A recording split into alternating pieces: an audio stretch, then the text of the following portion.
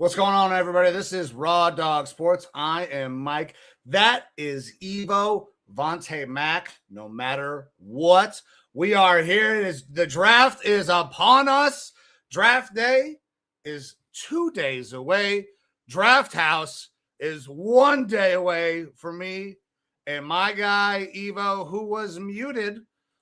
Make sure you need to unmute yourself before you start talking. But I'm so excited to get to the draft. We have one more mock, and we got a cast of characters behind the scenes right now who are ready to join us for our last mock draft before we head out to Pittsburgh.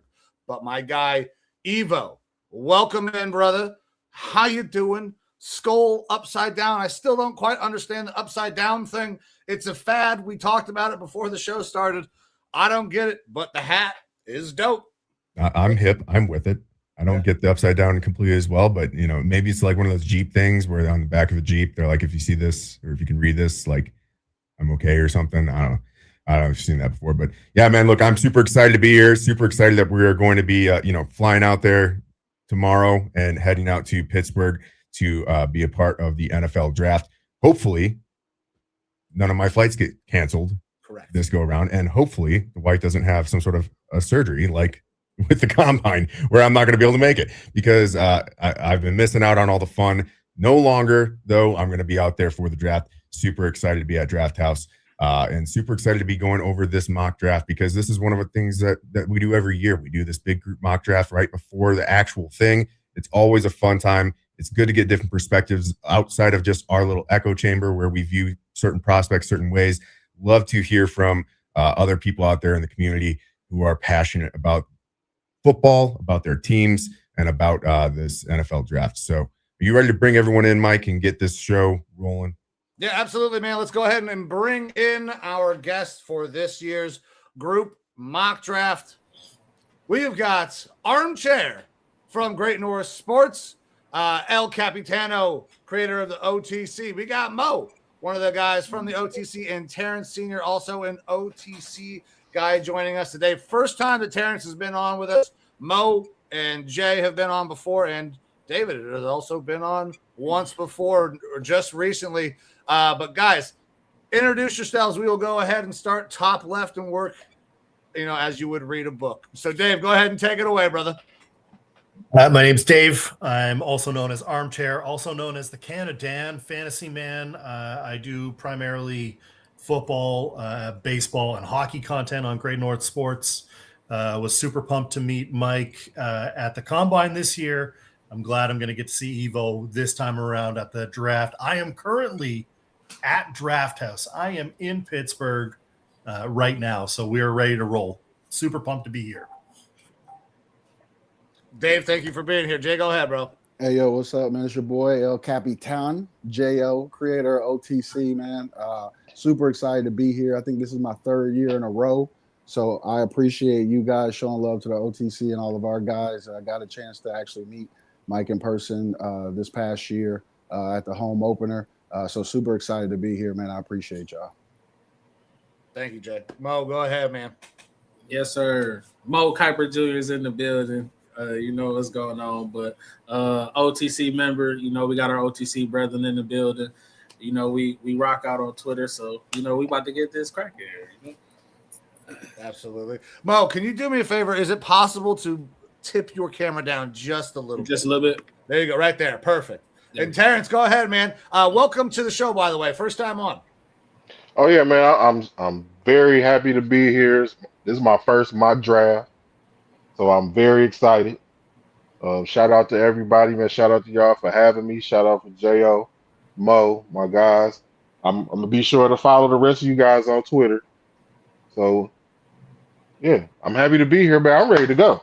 Absolutely. Hey, Terrence, Yeah, I man. want to say real quick, your son, I was told, just got an opportunity. He's going to UT, right? Going to Toledo. Yes, he's going to Toledo. He's leaving in probably about a month or so. About a month and a half maybe. But yeah, we was just at the spring game Saturday, and I'm ready. He's ready. He's a little nervous, but hey, we've been doing this since he was 8 years old. Like riding a bike. It's the next level. You gotta take your lumps, and learn the game on a higher level. But he'll be ready for it.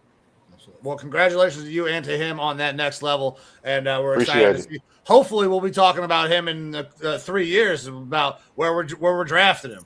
Yes, sir. Yes, sir. Yes, Let's sir. go. All right, guys. Let's So go.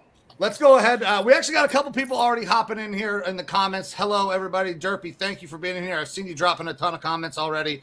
And Marshawn hopping in. We're not taking a kick. Get the fuck out of here. Already? We're doing. All right. Well, that's thankfully I'm not drafting for the Packers this year because they don't have first round picks, so I don't have to worry about looking at who the top punchers are in the draft.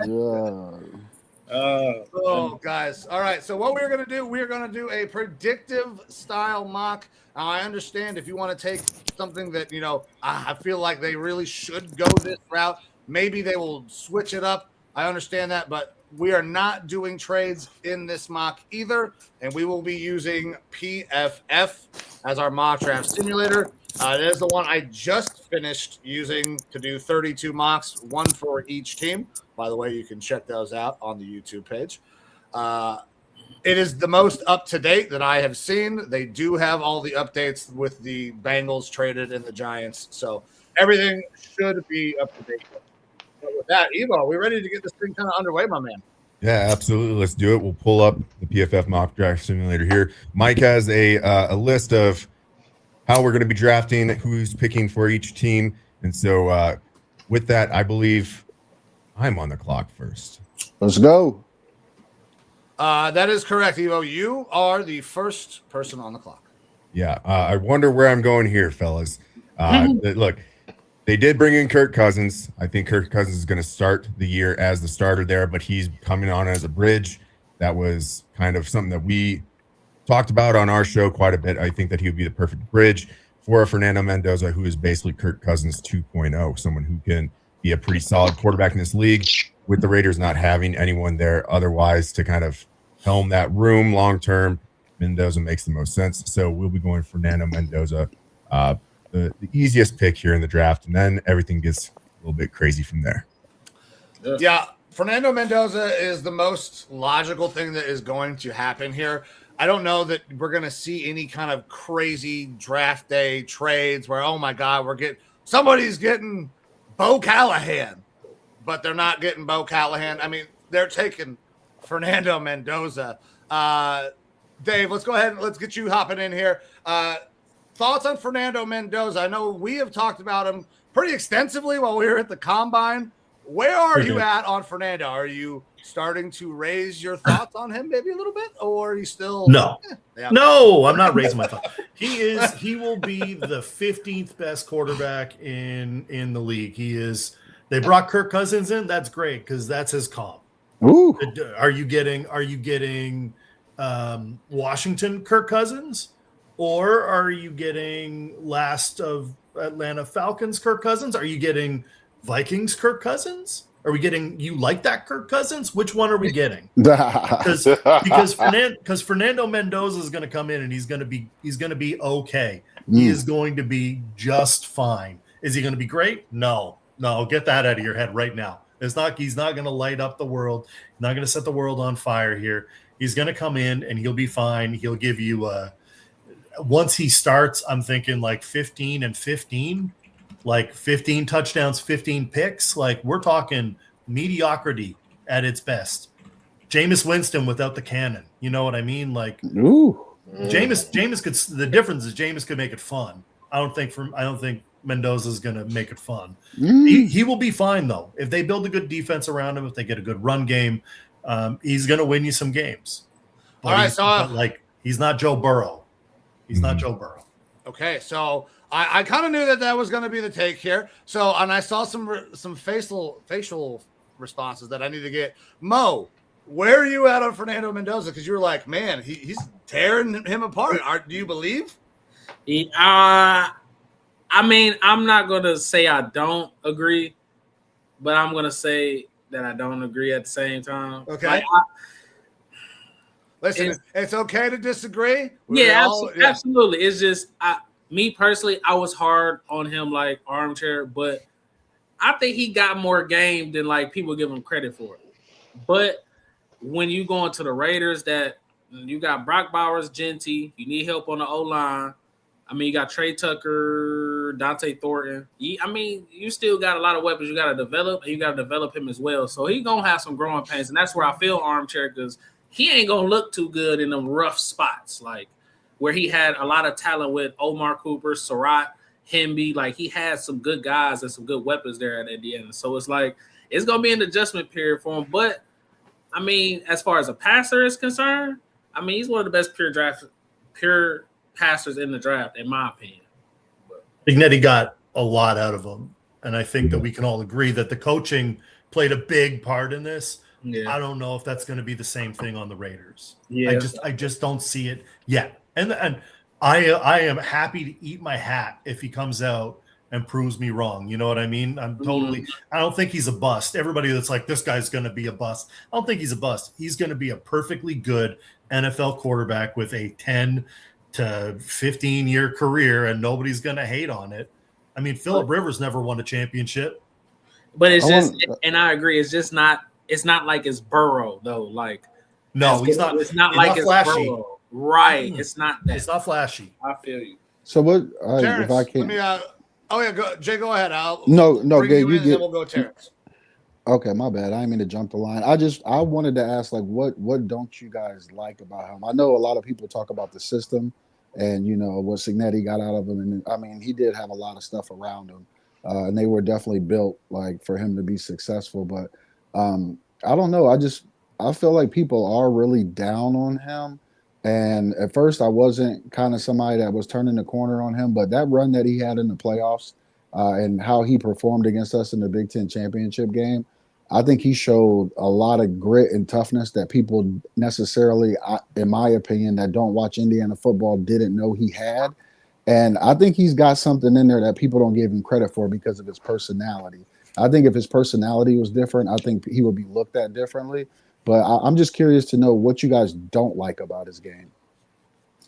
I think that he's great between the ears, but he doesn't have anything that's overtly special like most of those top quarterbacks that you see in the league. And most of the guys that you like to get excited about as number one overall picks at quarterback. I mean, Cam Ward has some extreme athletic traits that, you know, he still has to develop in a lot of different ways, but we were able to kind of get excited about him. Not for what it's worth. I think Mendoza is going to possibly have a better career than Cam Ward, but it's easier to get excited about those guys. And part of it is the personality, because it's tough to get excited because he doesn't have any super exciting traits really about him. He's good between the ears, but I'm going to say something that I'm probably going to get killed for because this is recorded, but I've said it before in our spaces. Shout out OTC spaces. I called him Andrew Luck. Ooh, shit. Wow. Yikes. Wow. Okay. Okay. So we're just going to. Whoa. Andrew Luck we all know. You know what? You know what, though? I don't hate that. I know. I don't hate that. Like, the difference, I think, is big, that Andrew Luck had some more. Yeah. You don't want to hear my comp, then. I look at him and I go, he certainly won in the big game. Like, it's not like he came up, he played when he needed to play, when he needed a win, when he needed a run, when he needed to complete a pass. He did all of that. How much of that was coaching? How much of that was system? How much of that was players around? Like, how much of that was the elite guys that are around? We'll say, I'm using elite lightly here. Like, it's not like these guys are all world beaters, but he had let's call it a great cast a great coach. So he didn't have to be great. I mean, I look at, so I'm a Patriots fan. Everybody can boo. Yeah, okay. We got that out of our system. Mac Jones, elite passer, accurate as all heck, didn't miss guys, not super athletic, not really flashy. In a great system, he was rookie of the year. And then in a normal system, he was cheeks. And then he goes to San Francisco. Ooh. I just want to point out, he looked pretty good again. And I would say that's a pretty great system that he's in. When the system is good, quarterbacks don't need to be great or elite. They just need to be good. You just need to, don't kill me. Just don't turn the ball over, right? Just do the right things. Mendoza's going to do that all day long. I want to add something to this, and then I'll let everybody talk because I want to move on. I know we're going to get stranded talking about a lot of shit, but it's 8 minutes per picks. I got two. I'm not even a big proponent of Mendoza, honestly, but when I watch ball, when he got smoked against Ohio State, I'm talking about absolutely smoked, and came back and performed in that game. Mac Jones would be crying on the field. We've seen that, right? 100%. The next one, that run against Miami, that was different. So it's a couple of instances where I felt like the big throw that he had against Penn State, I mean, he got a lot of help from the receiver, obviously, but in big situations, I haven't seen him melt. And I think his physicality is something that isn't talked about enough. And I just think he knows how to play the position. So I'm not like crazy in love with Mendoza. I don't want this to come off like that, but I do think he gets overlooked because of his personality. Because when you kind of dig in his DNA, he's a tough motherfucker. He's just a nerd. Yeah, he is a mega nerd, and I think that's probably one of the things that kind of drags him down a little bit. But Terrence, you had a comp for him. I want to hear that before we got to move on to this next pick. Mendoza showed me a lot in that championship game, but watching him, he reminds me of Carson Wentz, bro. That's my comp for him. Really? I also don't hate that. Yeah, a game manager. If you put him in with the right skill positions around him, with a nice offense that fits him. Remember, Carson Wentz had a season where he could have been MVP if he wouldn't have got hurt, and he was leading his team to the Super Bowl. But it's up and down. You never know. So yeah, he reminds me of Carson Wentz. Actually, same kind of build and everything. It's fair. Yeah, I don't hate that at all. All right, guys, we're going to move on to pick number 2. Jets are on the clock. That means, Jay, you are back on it, my man. Where are we going? Them goddamn Jets. I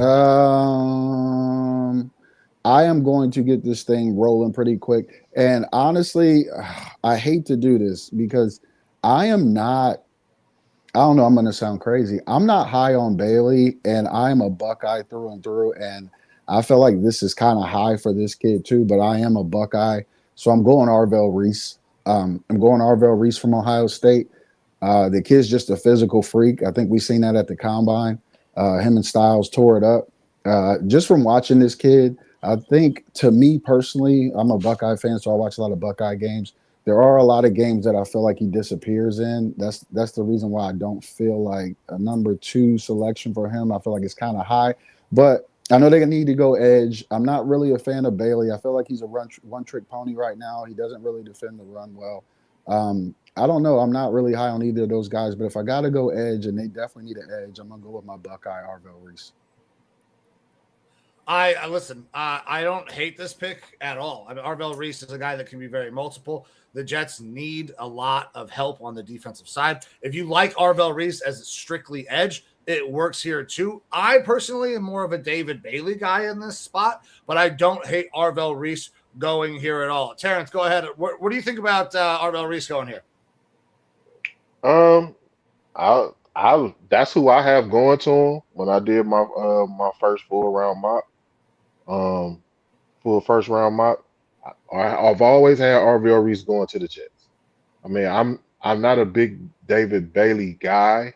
He's a hell of a pass rusher, but I think Arvell is just a better overall edge that sets the edge and plays the run very tough.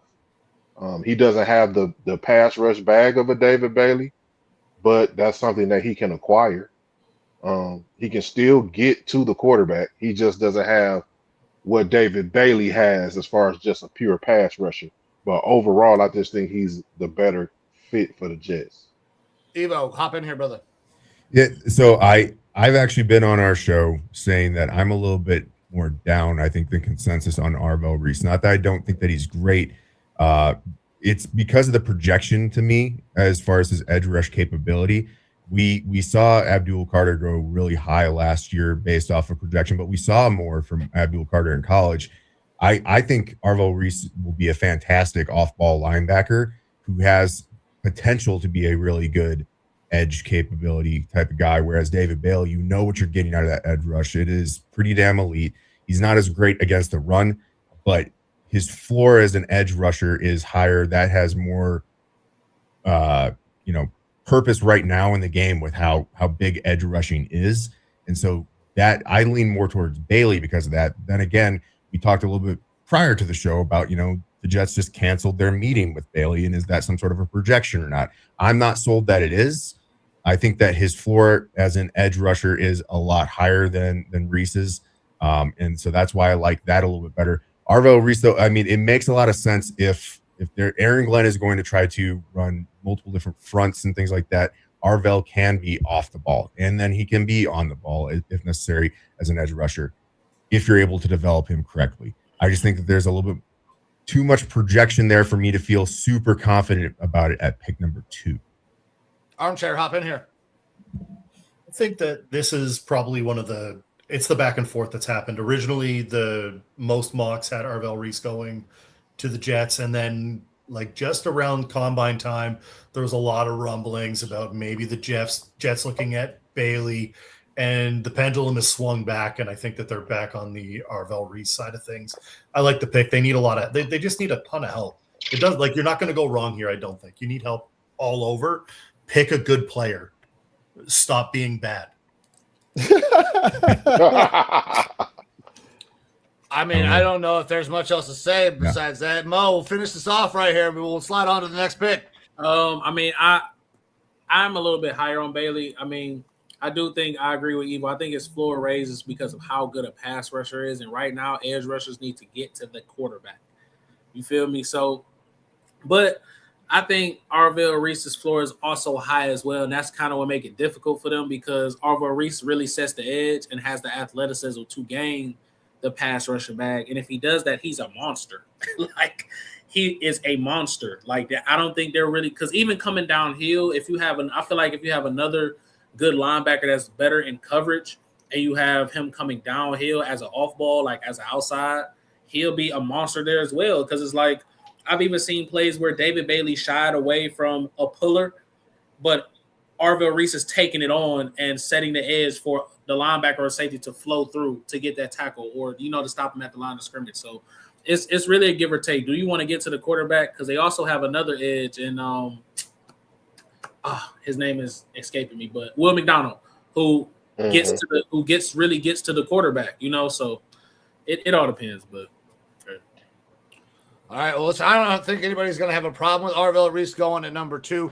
But now, on the clock at number 3, Armchair, you are back up. You're picking for the Cardinals. Well, is this the Ty Simpson? I'm just kidding. I'm No. kidding. Yes. Let's all relax. The Cardinals need so much help. And I know that everybody's like, they could pick any number of people here. I am going because we're going predictive, and I'm not here to flame any particular franchise. I'm going to give them a little help up front. I'm going to go with Francis Mauigoa. Great pick. As I think that's where the consensus is right now. Yeah. If things fall and he doesn't get snaked early, which if he does, then things have gone off the rails. I think this is likely what's going to happen unless Arizona can find a trade back, which we're not doing today. So Francis Mauigoa.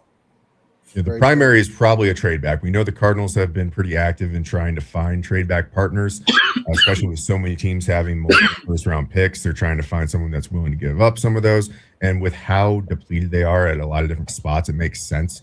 They're not going to get their quarterback this year. They already have a quarterback controversy kind of starting because Jacoby Brissett's not going to off-season workouts right now because he wants starter money because he's in there as their starter.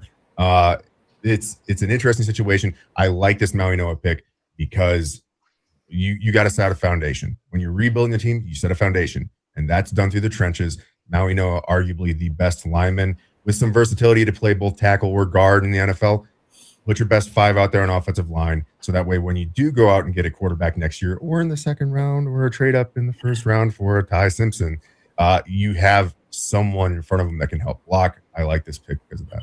Yeah, and listen, you brought up the position flexibility as well, Evo. The fact that he talked about it at the combine at his media availability, like he had already asked for some reps to get time at guard. So if he gets moved there, he's okay with it and he wants to be comfortable with it. So I love this pick. Up front, they need a ton of help. Mo, hop in here, man. I've been talking about Francis since last year when I was watching Cam Ward's tape. I was saying that he was going to be I see some Penei Sewell in him as far as an anchoring and power standpoint, but his agility also is a concern. He's not as agile on his feet as you would want some tackles to be. But I'm not going to lie. As far as a pass protector, speed rushers can get the best of him with the bend because of his agility. But when it comes to someone trying to bull rush him, it is ugly. So, I mean, I ain't gonna lie. Even if he doesn't work at tackle, I think he'll be a fantastic guard just because of how physical he is. He's a mauler in the run game. Like, if he gets in front of a good running back, like, I don't even want to even say it, but someone like a Jahmyr Gibbs or a Bijan, it would be ugly. That's the thing. I don't think he's a mauler. He's a cloud. Like, if you get close to him, he sucks you in. Like, if you get in his space, anyone rushing into him, he sucks them in, and that rep is over. You don't see him going out there and completely mauling people, but he is fantastic at taking people out of the equation.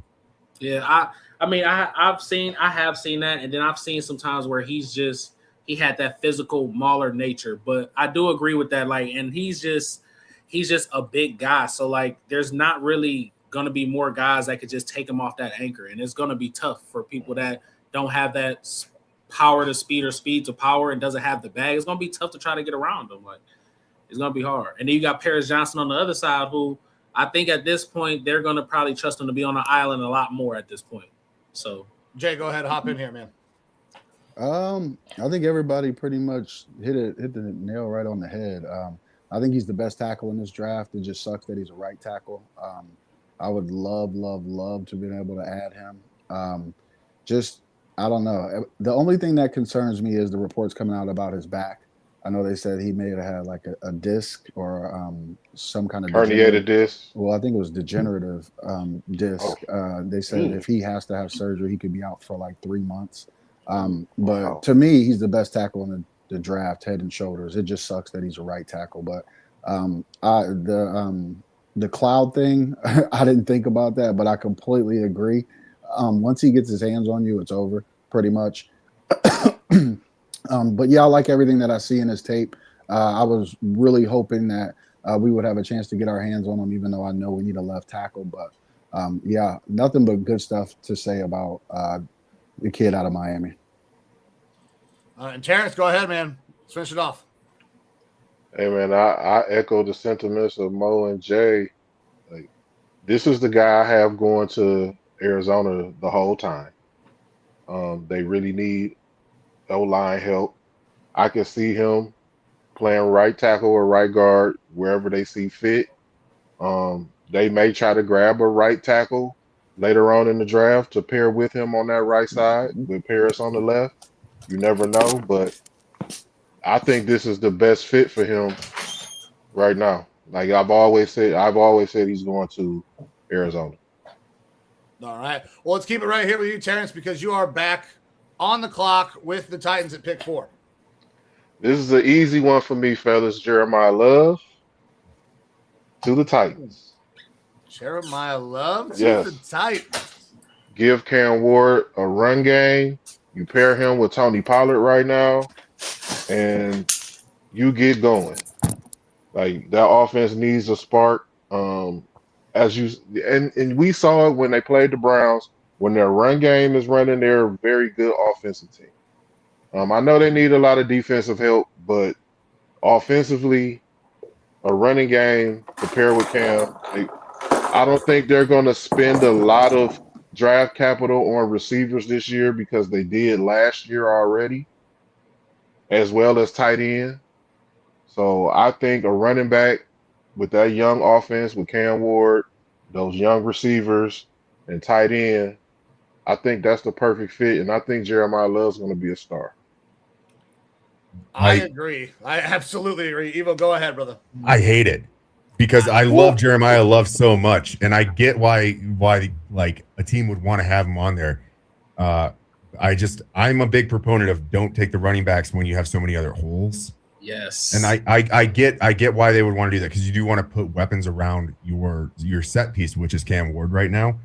And I would just hate to see what happened last year with Genty, with that Raiders team where he just kind of was lost for a year. Not that great. I'd hate to see that happen to Jeremiyah Love. And I do think that this is very possible that this happens. I don't know that it's a great process for the Titans, though. And also, I'll say this. If Jeremiyah Love goes to the Titans here at pick 4, I know you brought up Tony Pollard being there. They also have Tajay Spears. I think Pollard gets traded for, possibly a early day 3 pick in this draft, because this isn't a great running back draft. There are teams out there that still want some running back help. Pollard has shown to be an adequate running back in the league. They can move Pollard off. They'll have their backup in Tajay Spears. And Jeremiyah Love, you want him to be the focal point. There's the reason why Jadarian Price, there's so much questions about Jadarian Price in this draft. Is he really good or not? Just because he was sitting behind Jeremiyah Love. I like Jadarian Price a lot as well. I think that you would have that situation with having Tony Pollard there. Is you're not going to get the usage out of both those guys. You might as well ship one of them off for some extra talent. So I don't hate this because Jeremiyah Love, in my opinion, is one of the top 2 players in this draft. Now, I agree that running back here, the positional value, we always talk about it. It's not nearly as good on the running back. Safety, that's why, you get guys like Caleb Downs falling farther down the draft, even though he's probably one of the 2 best players in this fucking draft as well. Him and Jeremiyah Love would probably be the top 2 talents. But, like, when you think about building, sure, I understand building in other areas, but this isn't that deep of a draft. There's not a ton of blue chip guys. This meets a need, and they can get a blue chip guy, so I don't hate this. Armchair, what do you got? I love the player. I'm curious if they were to go Sonny Styles here, what that does to the draft. I think they have a lot of needs too. I mean, they're building with a young quarterback, so I don't hate this because I agree from a talent perspective. Absolute dog. Like that's the problem that I have with it, is because he is blue chip. It's like, how do you leave a blue chip player? Well, you can't. There? That's the problem. That's why I don't blame the Titans for doing it, but it would take a lot of balls to let him go. I just feel like. Listen, we did the same thing with Jahmyr Gibbs a couple of years ago. We mocked him on this show, on this fucking mock, and we're like, oh my God, I can't believe he was going in the first round. And guess what? He went in the first round, and it was absolutely worth the fucking pick. And I mean, is there another comp that we have that's better to Jeremiyah Love than maybe a Gibbs right now?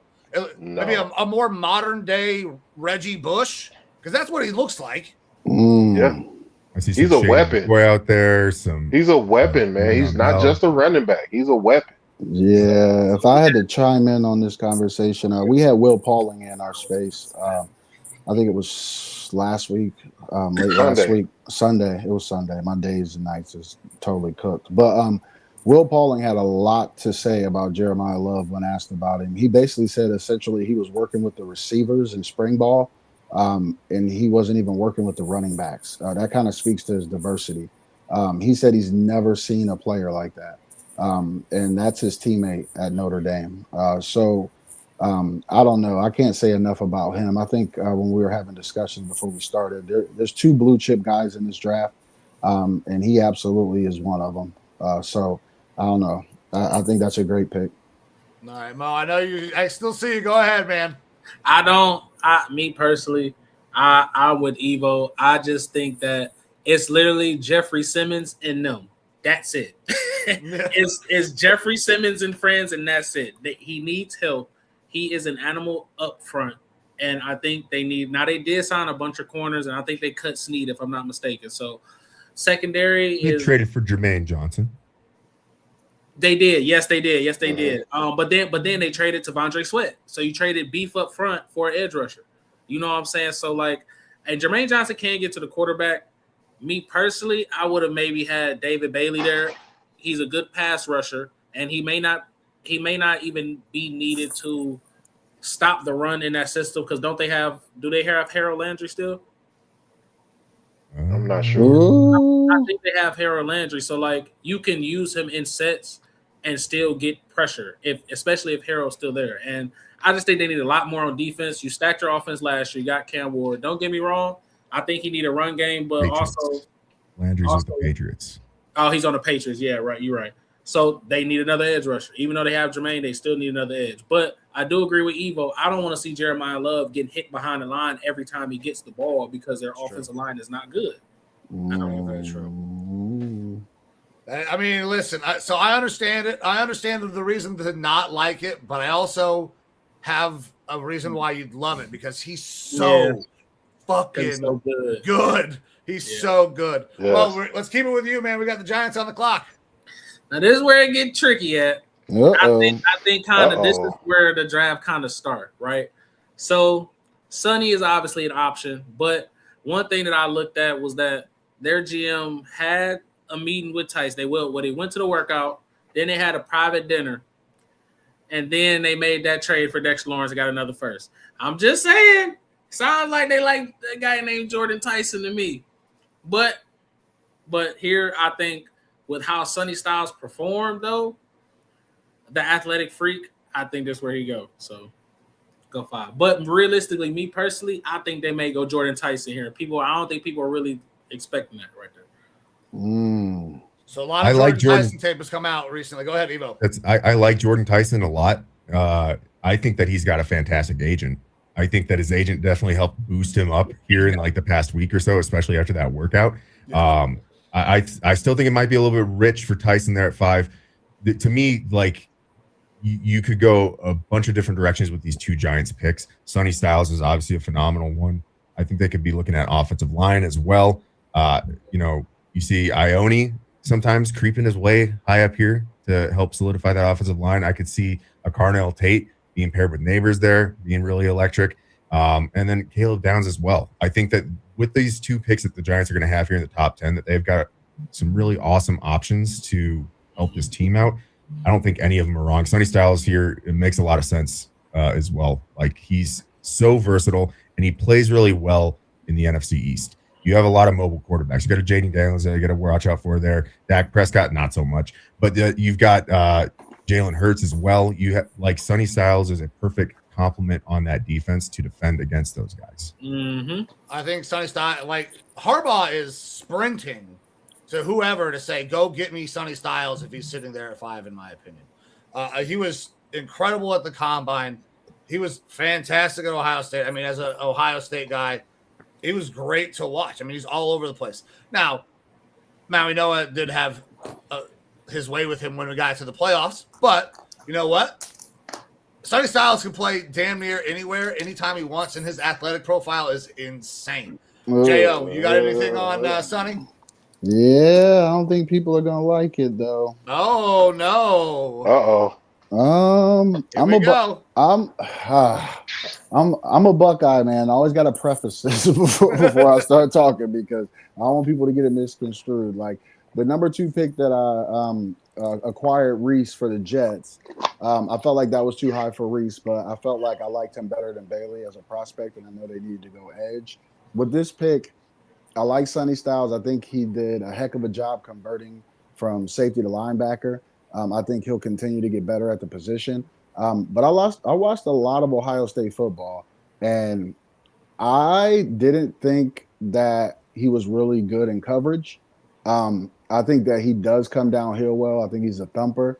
Like I said, I know he's still learning the game. So, him switching position, this was his second year playing linebacker. So he's a heck of an athlete. He's a freak. I think he proved that at the combine.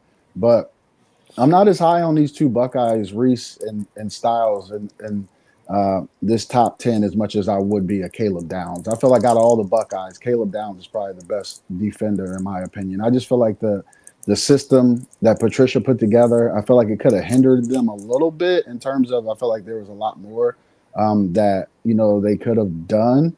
But yeah, I think Sonny he can grow, so I understand it, but I think it's kind of rich. Okay, Terrence, where you at on Sonny Styles?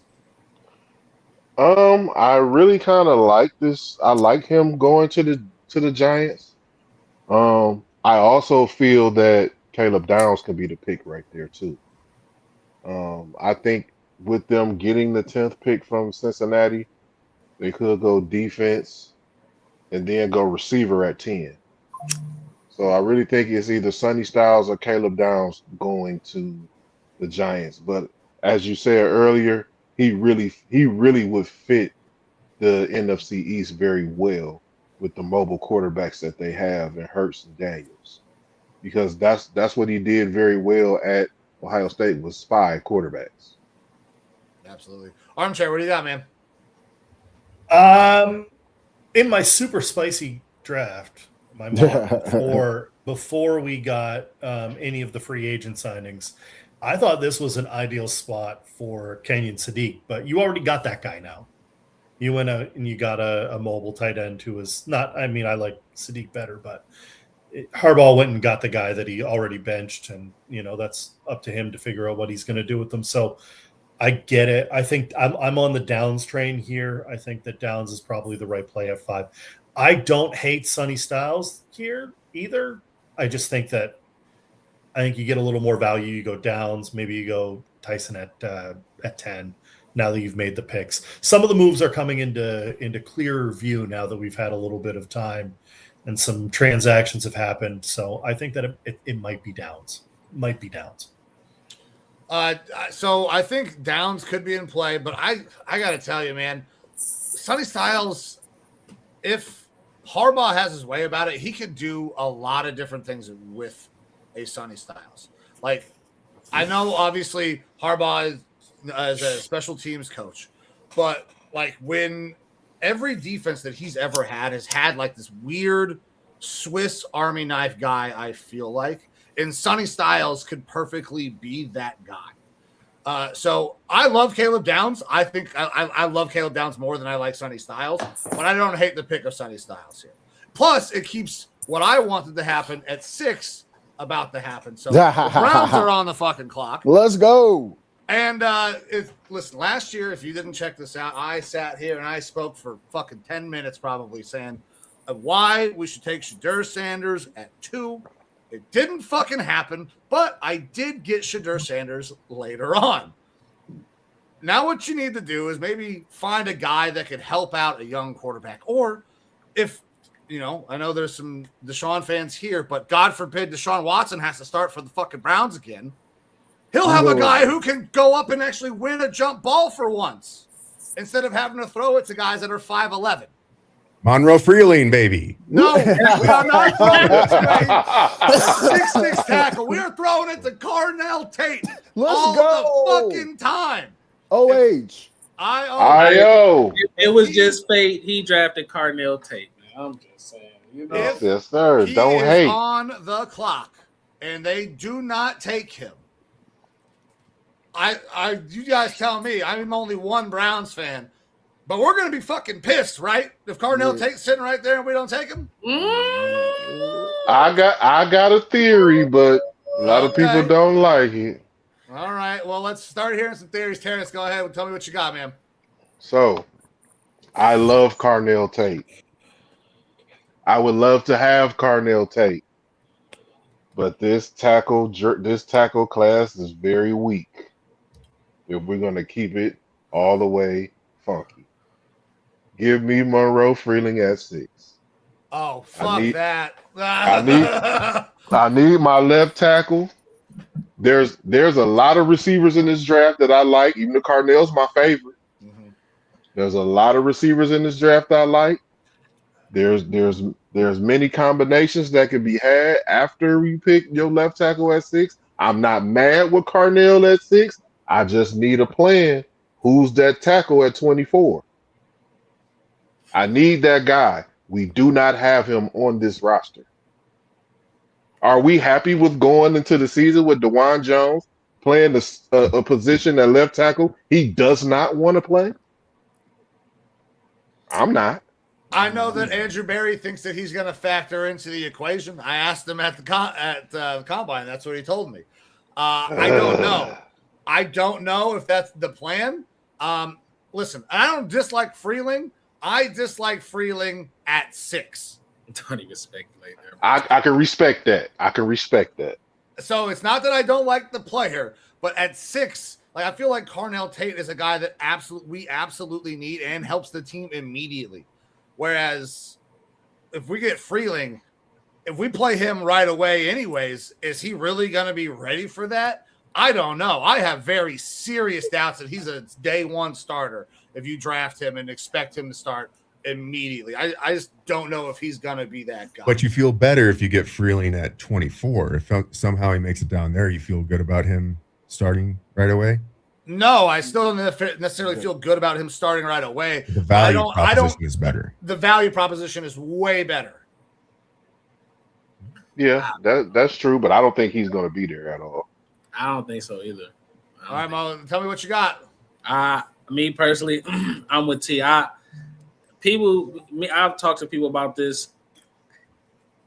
Carnell Tate is good, but I always say that Carnell Tate isn't Jamar Chase neither. So, like, it's a give or take. But people have doubted OSU receivers in the past, i.e. JSN to play on the outside and consistently win, i.e. Emeka Buka to be able to produce because he was behind people, i.e. Chris Olave because he was behind Garrett Wilson. So, like, people keep doubting them and they keep popping out and keep being them boys in the league. So, at the same time, I won't be at it. But, again, I'm with T. If either way it go, even if we get Monroe Freeland at 6, I need a plan at 24 for a wide receiver, unless they may go get you know who, but we ain't gonna talk about that right now. I need a plan, period, point blank. Like I do like some other receivers in this draft, but if we get Tate at 6, I ain't gonna lie, hey man, what number jersey he wearing? The may gotta get it. 17. They gotta it's get open. it. I think 17 is open. I think I feel better about the tackles available at 24 than I would about the wide receivers available at 24, because I think that you're looking at Boston, who I like, but not as much as a Tate or a Makai Lemon or even a Tyson. I don't know that those guys are going to be available at 24, whereas there's a chance Monroe Freeling falls that far. And if not, you could be looking at one of these other tackles, which, I don't feel as good about as a Monroe Freeling. And I'm starting to rise on Monroe Freeling. I just still think it's rich at 6. This would be, if the Browns are dead set on not taking Tate and looking for that left tackle, find a way to trade down a little bit for Bailey, who's falling, and or Downs. And you probably can still get a Monroe Freeling around pick 10, 11, 12, something like that. I'm fine with that. I think a trade down is very likely in this scenario, actually. I've been hearing a lot more about trade down. I think it's entirely possible. If it comes with a fucking first-round pick next year, love Carnell Tate, but sorry, go play somewhere else if it comes with a 2027 first-round pick. I know it's not going to happen. I don't think anybody's giving that up, but that'll be one of the wild things about this weekend is watching to see what 2027 picks go, if really any at all, because that class is seen as such a boon that people are going to be hoarding those picks as much as possible. That's the golden goose if people can get themselves 2027 picks, especially high ones. Yes. Armchair, hop in here on the Carnell Tate. I mean, I like the player. I don't love your quarterback, so like I don't know. And no, I'm not I don't hate. I was at his media availability, which was chaos when he did the combine. And I love the swag and the attitude. I love all of that. I don't see the mechanics there. So I don't know if you go Tate here, everybody talks about trading back with who? Oh, who wants to move Dallas? Up here? Who wants to? Not anymore, because Jeremiyah Love's gone, and that's the Jerry Jones thing to do. Yeah, I feel like Dallas or if there's trade calls being fielded by the Browns, it would be between Dallas and Kansas City to try to move up there to get a falling David Bailey, because both of them could use that edge rush help. I think the best play for the Browns here, if you're stuck at this pick, take the best player that's going to help your team, and that's Tate, period. In my opinion, it's the best. He's the best skill guy. The best skill guy you got, and you need him. Like, whether I like your quarterback or not is irrelevant. You still need a wide receiver that's going to catch the ball, and he is a difference maker for the team. So I like the pick. If you go Tate here, I think you should be thrilled. I think you have other positions that are more burning, but you're not going to spend that on 6. You're not going to do that at 6. Not with this class. Yeah, I absolutely agree. All right, guys. So we're going to go ahead and slide on to the next pick now. With this next round, now that we've all got one pick in, we're about 50 minutes in. We're going to start to speed these up. So if you don't have anything, I won't call on you. But if you do got something, just give me a little hand gesture and we'll get to you. All right. So with the next pick, my man, Evo, you are back on the clock. Commanders, 7. Yeah, absolutely. Look, there's a couple different routes that I would think about going here. David Bailey falling a little bit is absolutely an option. You look at this roster, they have Kayla Chase on, they have Odafe Owe both brought in. You even have Dorrance Armstrong. So I feel like they can get by with that talent that they have there at defensive end, which is why I'm not going to be going David Bailey. The other option here is you add an offensive weapon and like a Makai Lemon for that offense to kind of keep humming, or you go where I'm going to go. That's Caleb Downs, one of the blue chip guys in this draft. Don't get cute. Take a really good player in Caleb Downs. I think that the potential degenerative issues are a little bit overblown with him. There's guys who have played in this league with degenerative issues and never had a problem. It's something like maybe when you're 40, 50, you got to get a little bit of work done on it. I'm not worried about that. Caleb Downs is a blue chip guy. They've got Nick Cross and Will Harris playing in that backfield already. I think that he easily is able to replace either of them at this point because he is so damn good. Caleb Downs is fantastic. That's why I'm going Caleb Downs here for the Commanders. All right, so I like Caleb Downs a lot. Jay, go ahead, man. No, just good pick. Good pick. One of the blue chippers in the draft, man. I don't know. I can't say enough about him. I kind of mentioned about Reese and Styles. He's probably the best Buckeye out of the 3, in my opinion. I think he's probably the most polished. Matt Patricia raves about him. They raved about him in Alabama. There was people saying that when he touched down in Alabama, they already was calling him a Hall of Famer. I wouldn't go to that extent, but I really love Downs, man. And I love the fact that he's going to be able to play multiple positions in the back end for this team. Like, you can play him in the slot. You can play him at the deep safety. You can play him in the box. Like, he can go all over. And he did all of that at fucking Ohio State to a high level. So this meets a huge need for them and can help in the back end, I think, kind of everywhere. Anybody else got anything? No, I like the pick.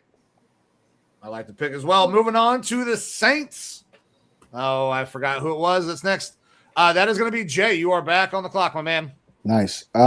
So this is an interesting pick right here for the Saints. I could go a couple of different places. I think they do need the edge help.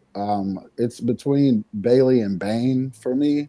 I'm not really a big Bailey guy, but with that being said, I think his pass rush is phenomenal. I do know he knows how to get to the quarterback. I'm kind of iffy on, what he can do in the run, but I mean, when you select a guy where they're going to be picking him at, I think you want him to go get the quarterback. So I'm going to go with David Bailey right here. The slide of David Bailey finally stops. I think people have talked about, him possibly being the biggest pass rush bag in the entire draft. So watching him kind of fall down here is interesting. Mo, go ahead.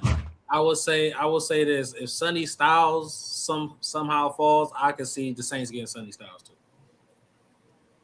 It'd be a crowded backfield there. For the Saints. I mean, they still have Kamara. They obviously go out and bring in Etienne.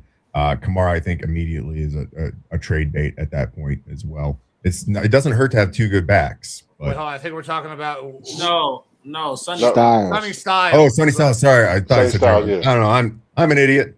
He's talking about Jeremiyah Love, but I was like, well, I don't think that's happening. No. Just to kind of add a caveat, I know I did select Bailey, but He was one of my predictions that I feel like he'll have the biggest slide in this draft when we were doing our OTC spaces. So just a little caveat. All right. Looks like there's a little bit of slide happening there. 9 Chiefs are on the clock. Dave, you are back up. Chiefs just made a trade, and they need to replace that position. So I think that they're going to go ahead and replace with the best available corner, Mansoor Delane. Good pick. Yeah. Mansoor Delane if this is the way it falls, I think they have to go Mansoor Delane, especially with the new medical news coming out about Jeremiah McCoy. That's terrible. That's tough. Yeah, you can't project him. Honestly, he looked like the best corner when you go back and look at the tape, but then you get the injury, and now you get the reports that his plug may have to be redone, and it could be season-ending surgery. I have a plug in my arm. I had to get my biceps tendon detached from back here and plugged into my arm. Hopefully it doesn't go bad, but that is a thing, apparently. So I hope it all works out, but with that being the case, Mansoor Delane is the clear CB1 in this class. Mm-hmm. Unless you're a huge D'Angelo Pons guy and you're willing to overlook the size limitations. But I am a huge D'Angelo Pons guy, but I think that's kind of rich. Yeah, you can't take him here, Yeah. but Mansoor Delane is the right pick. I love D'Angelo Pons. We're probably not going to get to talk about him tonight, so I just wanted to shoehorn him in real quick. Absolutely. You never know. He could sneak If in. he was 3 inches taller, Woo. CB1, no doubt. yes. He's taller when he's laying on his back. Oh my God, that's The way that guy wild. plays, he's got some big balls. Let me tell you what. Yes, That's sir. wild. I love Pons, man. I'm glad you mentioned him. I love Pons. I Yes. think he's fantastic. All right. Yeah. Terrence, you are on the clock here with the Giants at 10.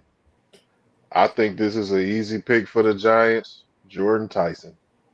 Absolutely. Pair him with Malik Neighbors. You give your young quarterback all the weapons you can. The offensive line is a little better than it was in recent years. They could use some offensive line help, but I think they're going for the splash in New York. You got to go for the splash. You got Sonny Styles at 5 to put on that defense, which is a very good defense, especially the front 7. You add Jordyn Tyson. You pair him with Malik Neighbors. Hopefully the injury bugs don't fall. But Scary playing on that field. yeah, Ooh, but wee. I think this is the pick for them at 10. Listen, Jordyn Tyson has looked phenomenal at times. The injury history you have major questions on. But when he's on the field, looks like he's incredibly dynamic. Some of the comps are Jamar Chase style shit, because when the ball's in his hands, he just fucking moves different.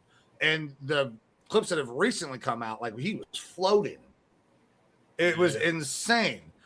He looks fantastic right now. So I like the player. I just, is he going to stay healthy? That's my only concern really with Tyson. Yeah. Mm-hmm. Sure. All right, guys, moving on to pick 11 here. Mo, you are on the clock with the Dolphins. Well, they need about everything.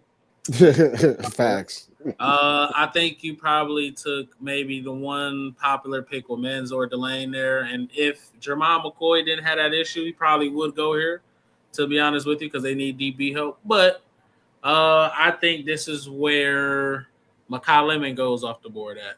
Good pick.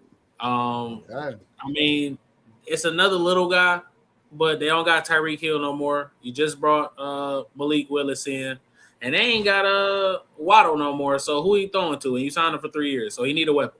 Yeah. What He is does it? need a weapon. Washington, I think. That's the receiving option there. Right, yeah, so he needs a weapon. Now I am going to bring Armchair in on this pick. Makai Lemon. There was an interesting interaction that happened at the combine. You were standing right there as it took place. You were at his media availability. I was off with Jacoby Lane. What what do we make of how all of that went down? Look, I'm not saying it's aliens, but aliens. He was cooked. I mean, he was cooked. But like, who cares? Can he ball? Yeah. It just, I mean, look, the guy I think he got nervous and he was like, I'm going to chill out before. And he just went a little heavy. Hold he on. was Whoa, he was a little max relaxed. Whoa. Okay. Whoa. Okay. All right. Interesting. Now he was not giving great. He wasn't giving great answers. He wasn't giving great media avail. And like, I'll show you the video. It's fun. But like he's as someone who partakes. Oh, I know. Right. What it looks like. We picking up what you putting down. So that's not coming from a place of haterade here. No, look, you do what you got to do, and I imagine a lot of these kids, they're coming especially into Combine Week. You're coming out to those scrums, and it's either like it could be 300 people gathered around a single podium, or it could be like Mike standing one-on-one with you, and like you don't know what to like. You're like, I gave up my day for this. Like, I got to come out and do it. So like, yeah, maybe he was nervous about it. I like the player. I like the pick. They also need like literally everything. This could have been Monroe Freeling. This could have been Akeem Mesidor. This could have been Ioane. This could have been McCoy, if not for the news. Like, I don't think you go wrong picking anything here for the Dolphins. To be honest with you, pick the best guy available. You need help everywhere. Yeah. Everywhere. Now listen, and as a pro broccoli channel, I'm not hating on doing it. I just question maybe the timing, like wait, or maybe don't do it for that moment. But you know what?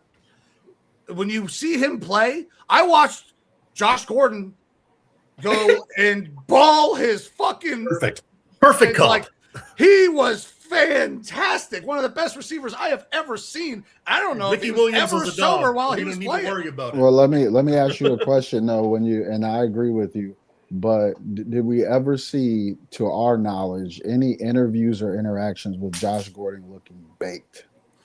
No, not to my recollection. So that's why it's kind of red. I'm not saying red flag, but It's you raising the antennas because you gotta handle yourself with a certain amount of professionalism. Maybe he did go a little bit extra, and maybe he didn't anticipate it was going to hit him like that. But I think everybody knows when you go to these places, Senior Bowl, Combine, it's a job interview from the day you arrive to the day you leave. So that's kind of troubling that he would even chance that. But players play. If he can still produce, I'm with it.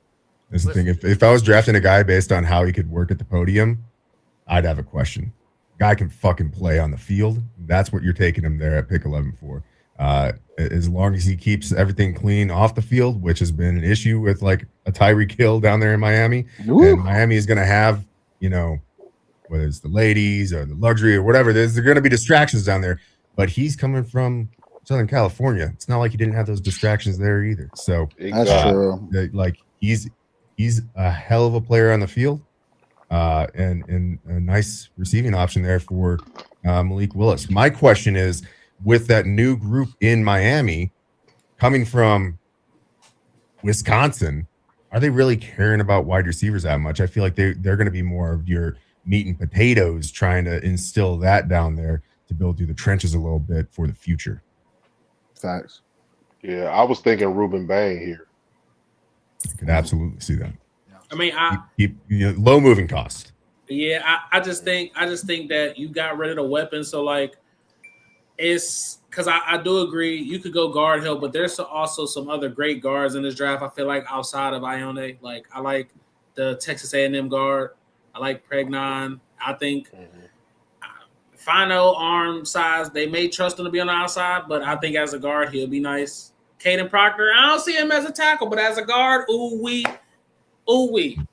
So I think there's some other guard options out there where they could get probably a higher floor, maybe higher ceiling talent at wide receiver, and then fill the trenches out with like how we were talking about before, some of those second base, some of them singles, some of them doubles, so.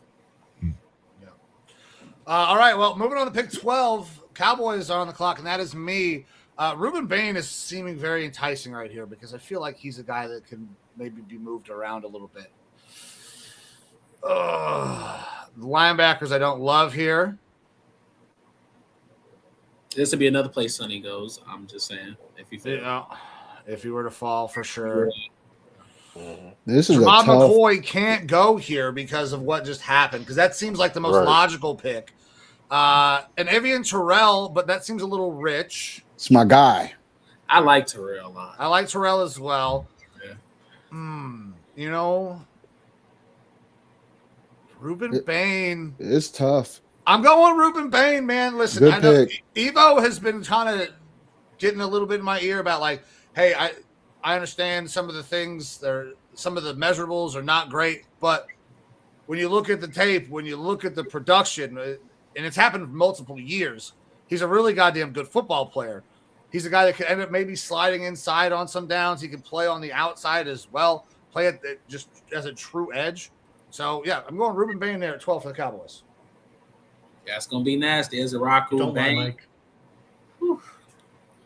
All right, now moving on to pick 13. Evo, you are on the clock for the Rams. Yeah, this is a tough one for me because the Rams, they don't care about the future right now. They are focused on the present. They want to win a Super Bowl this year. They're talking about possibly doing extensions for Stafford because they think that he can play longer. If one of those top receivers had fallen to this spot, I think that's kind of your slam dunk pick because they're talking about shopping, not Devontae Adams possibly. Even if they keep him, having multiple receiving options out there in addition to how they've been leaning into the tight ends makes a lot of sense here. But I don't see any of those guys who are like jump in and impact right now for them, which is the unfortunate part. I think that they would also be looking for a possible trade back partner here if this is how the board fell, because they don't have a ton of issues now on that defense. They've got good edge rushers. They've got good interior linemen. They just went out there and made those trades to get themselves a Trent McDuffie, signed Jalen Watson. So they feel like that defensive backfield is pretty good. The Eneman could be interesting here, but they do have Cam Curl and Cam Kitchens back there already. They're not bad. They're pretty solid. So I think I'm going to have to look towards the future for this team here because I don't know if there is a guy that's an impact right now type of player for any of the positions that they need. That's going to be Spencer Fano. He play all across the line. They've got some age issues there along the line. Alaric Jackson's playing left tackle. McClendon's playing right tackle. Injuries are going to happen. Fano doesn't have to come in and jump and play right away, but he can come in if there's an injury this year, and then he provides some options for the future. I'm not a huge fan of this pick because, again, I wish that they had one of those impact guys fall to them right now. It's not the case. I'm going Spencer Fano. I think that's the definition of a luxury pick. Yeah. They're kind of in that mode. I wonder here, with they say receiver being a need, is Kenyon Sadiq going to ever line up in line at tight end? Because you could just draft a weapon right here in Kenyon Sadiq and meet multiple needs, I think. You could, and that's the thing is that I think they have pretty solid tight ends there already. They've got Tyler Higbee. They got Terrence Ferguson, the running mate of Sadiq back in the day there at Oregon. They've got Colby Parkinson. They can't keep getting away with this, Evo. They can't keep getting away with this. Yeah. It's All right. We'll see. Well, we will see. Moving on to 14. Jay, you are on the clock picking for the Ravens. I expect a kicker here. Son of a yay, my man. You remember. Yeah, I only fuck over the Steelers, excuse my language. The Ravens, I hate to pick this kid for them.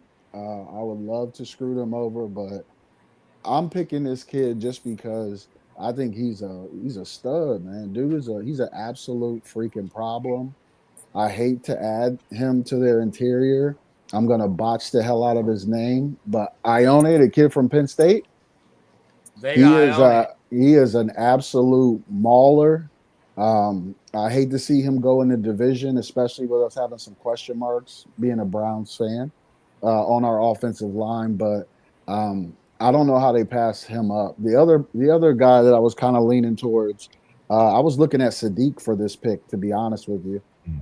But I'm going to go ahead and go with the kid out of Penn State. I think he's a mauler. I think that he has that mentality, if you will, that Ravens hard-nosed mentality. I'm going to go with, the kid from Penn State. All right. Well, I love it. I love Vega. Dave, was that you want to say something there? Well, no, I mean, I love the pick. I think he's a little undervalued here because of the class. I think positional value, everybody's like, yeah, but I think he is going to be a great player in the NFL. And I think he is going to help someone's line immensely. And a lot of those big guys don't get the love that they deserve. And I think that he's going to be an anchor here. So I think it's a great pick. And that would be such a Ravens pick. We had a down year. Let me just add an elite talent that nobody else is looking at. No big deal. Back to the playoffs again for another 100 years. Thanks a lot, Baltimore. I hope that's not the case. But Dave, let's stay with you because Armchair, you're on the clock for the Buccaneers. I mean, I would have gone Ioane for the Buccaneers because there's not they need help in places, but it's not Feynman. I mean, I could go with a Keldrick Falk here if I wanted to get a little spicy. We could go Jacob Rodriguez. Ooh. But I am going to go. I mean, we could have gone. Jeremiah McCoy was the guy I think that we could have gone here as well. I'm just going to go Kenyon Sadiq. I'm just going to go with my unicorn, and I'm going to give Baker just an elite piece to play around with. He's already got some wide receivers that are showing out. Just lost Mike Evans. This just gives him another guy to kind of play around with, and I think that it works. It's not what I would have gone to Ioane here, but the way the board falls, you don't get to pick it. You get a chance for Kenyon Sadiq, you take it. Yeah, Sadiq is fantastic. Honestly, kind of reminds me of David Njoku, which it would make a lot of sense for Baker because they had a really good rapport. They worked. Baker loves tight ends. Kate Otten's still down there, right? Yeah. Yeah. So you pair these two together and give Baker multiple weapons at tight end and still a couple of very capable wide receivers. He can get you to the playoffs. What happens once he gets there, we'll see what happens. But you have to look at Sadiq as being a receiver here because Kate Otten will be that inline guy. Sadiq is the kind of interesting receiver option there. They have Buka, they have Jalen McMillan and Tez Johnson. Chris Godwin's there. He'll be hurt by week 3.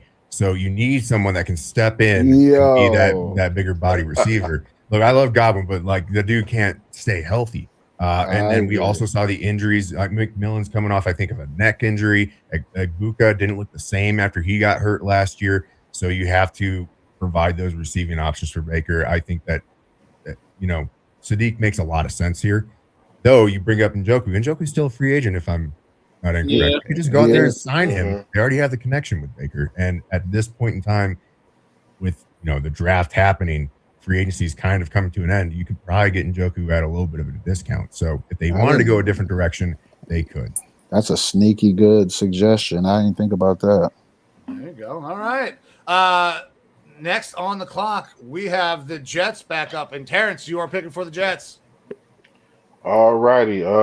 Originally, my pick here was Avion Terrell because of Aaron Glenn being the head coach and the former corner and defensive guy.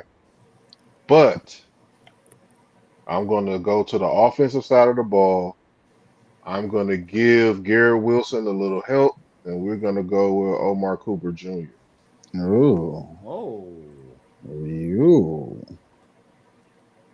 Okay. We're going to go with Omar Cooper Jr. here. I originally had him going to the Ravens to pair with Zay Flowers. But I think this would be a good pick for them on the offensive side of the ball to get another skill guy, wide receiver to go with Garrett. Okay. So I don't love the player at this pick. I'm not saying that Omar Cooper Jr. is going to be a bad player. I think that 16 is a little high for him. I think he's a second round receiver. There are other guys that in this class that I would take over him. that are even going to be drafted later, like a Ted Hurst. Ted Hurst is like one of my favorite fucking guys in this entire class. So I'm not a Ted Hurst guy. Okay.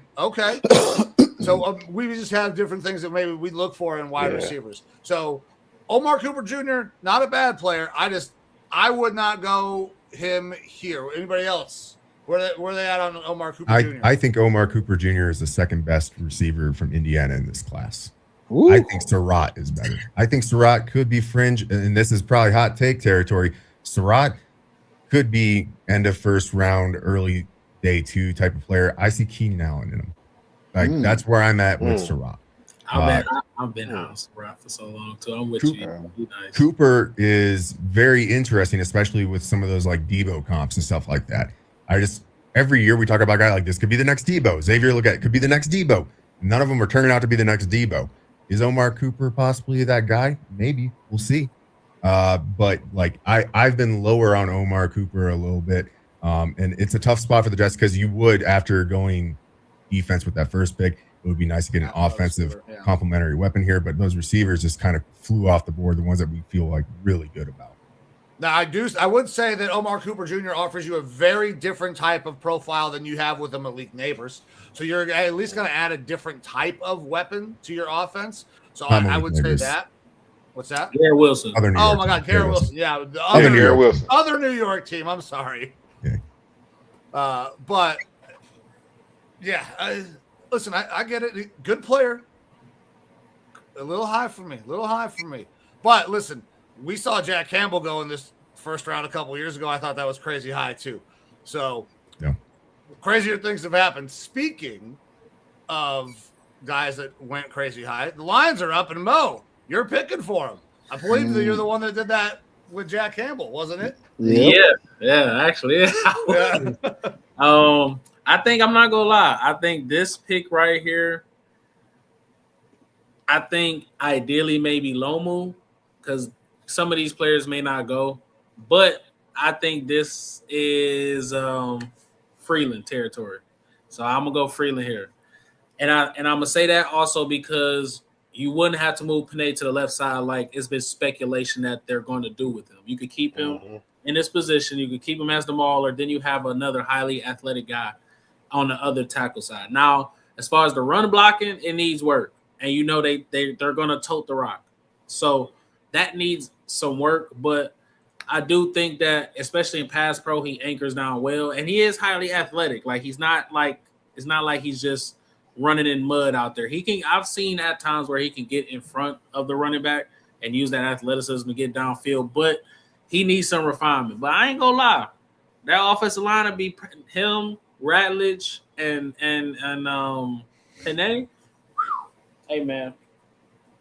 There's some athletic guys on the offensive line right there. I'm not gonna lie to you. Yeah, I definitely think tackle here at this spot for them. Freeling could be it, but I think Penei Sewell probably wants to move to the left tackle. We've seen him play a little bit of left tackle in the NFL. It did perfectly fine. I think he's the type of player that can switch from one side to the other and excel and still be really good. It always scares me to do that when you know what you have with him on the right side. Yeah. But I think Penei Sewell wants to move to the left side and make some more money because that's like a more premium spot. I almost would lean like a Caden Proctor and put Caden Proctor on the right side, and I think that Proctor is that big dude that a Dan Campbell would like. But they're gonna go, like in my opinion, they're gonna go tackle here. They need an offensive, staple on that offensive line. But I can see that because I know Drew Petzing is over there, but if they're going to keep some of those Ben Johnson trick plays, I could see Caden Proctor because of what he did at Alabama. He was running screens and shit. Like that's literally a mold of what Dan Campbell would like to do with implementing some of that. Like they even did it with Panay last year, I think, or the year before that. They had Panay out there catching passes. So Dan Skipper for another example. So I mean, all right. Well, Evo, Vikings are up. We know it's you, big dog. Where are we going? Yeah, look, I hate this not because I hate the player, not because I don't think that he would be bad. Like I know where he's going. I don't like to scout the skin color here with Dylan Tianeman to be a Harrison Smith replacement, who I really think Harrison Smith's going to come back this year. which was crazy because he's going to be like 38 years old. He's still playing at a pretty solid level. But Tiedemann long term is a good option here. The reason I hate this is because every fucking mock draft has Tiedemann going to us, and I like to see a little bit of diversity. I just don't see another great fit here. Like, yes, we need defensive tackle help, but if it wasn't for the feet issues there for Caleb Banks, I would be considering him. I like Peter Woods a lot. I think he's starting to drop further than he should, and absolutely could be an option. Caden McDonald, Brian Flores has never used a nose tackle. Yep. And I don't know if he's going to start doing that now, even though I think there is some potential future pass rush upside to Caden McDonald. He's young still, hasn't developed that part of his game. But whenever I do mock drafts, I always seem to find my way to a defensive tackle in round 2, where that's a Lee Hunter that's falling or something like that. So I will go chalk here, Dylan Tiedemann. I like the player. Damn. Obviously hyper athlete, but I will say this: he is not Harrison Smith. Harrison Smith was known for being the hitman. That guy can bring the lumber. That's not Dylan Tiedemann. He's not this big hitter. He is rangy. He's athletic. He can play all over the place in multiple styles of defense. Brian Flores likes his gadget guys who can kind of go all over the field and do all sorts of things. And I don't think that Dylan Tiedemann is going to be thrust into a spot where he has to immediately replace what Harrison Smith does, because I think the hitman's coming back this year. So Dylan Tiedemann and my Vikings. He's very or a trade back. I would love a trade back, for the love of God. Oh, I know you would. I like Tiedemann. I mean, I understand you don't think it's a fit, but just like you said, I've seen him just play in multiple different spots and excel, and he's just rangy. Like and I was such a fan of Kalen Bullock out of USC a couple years ago because he wasn't as versatile, but he was just so rangy, man. And some of that thing, like, you can't teach sometimes. So, but I feel you though.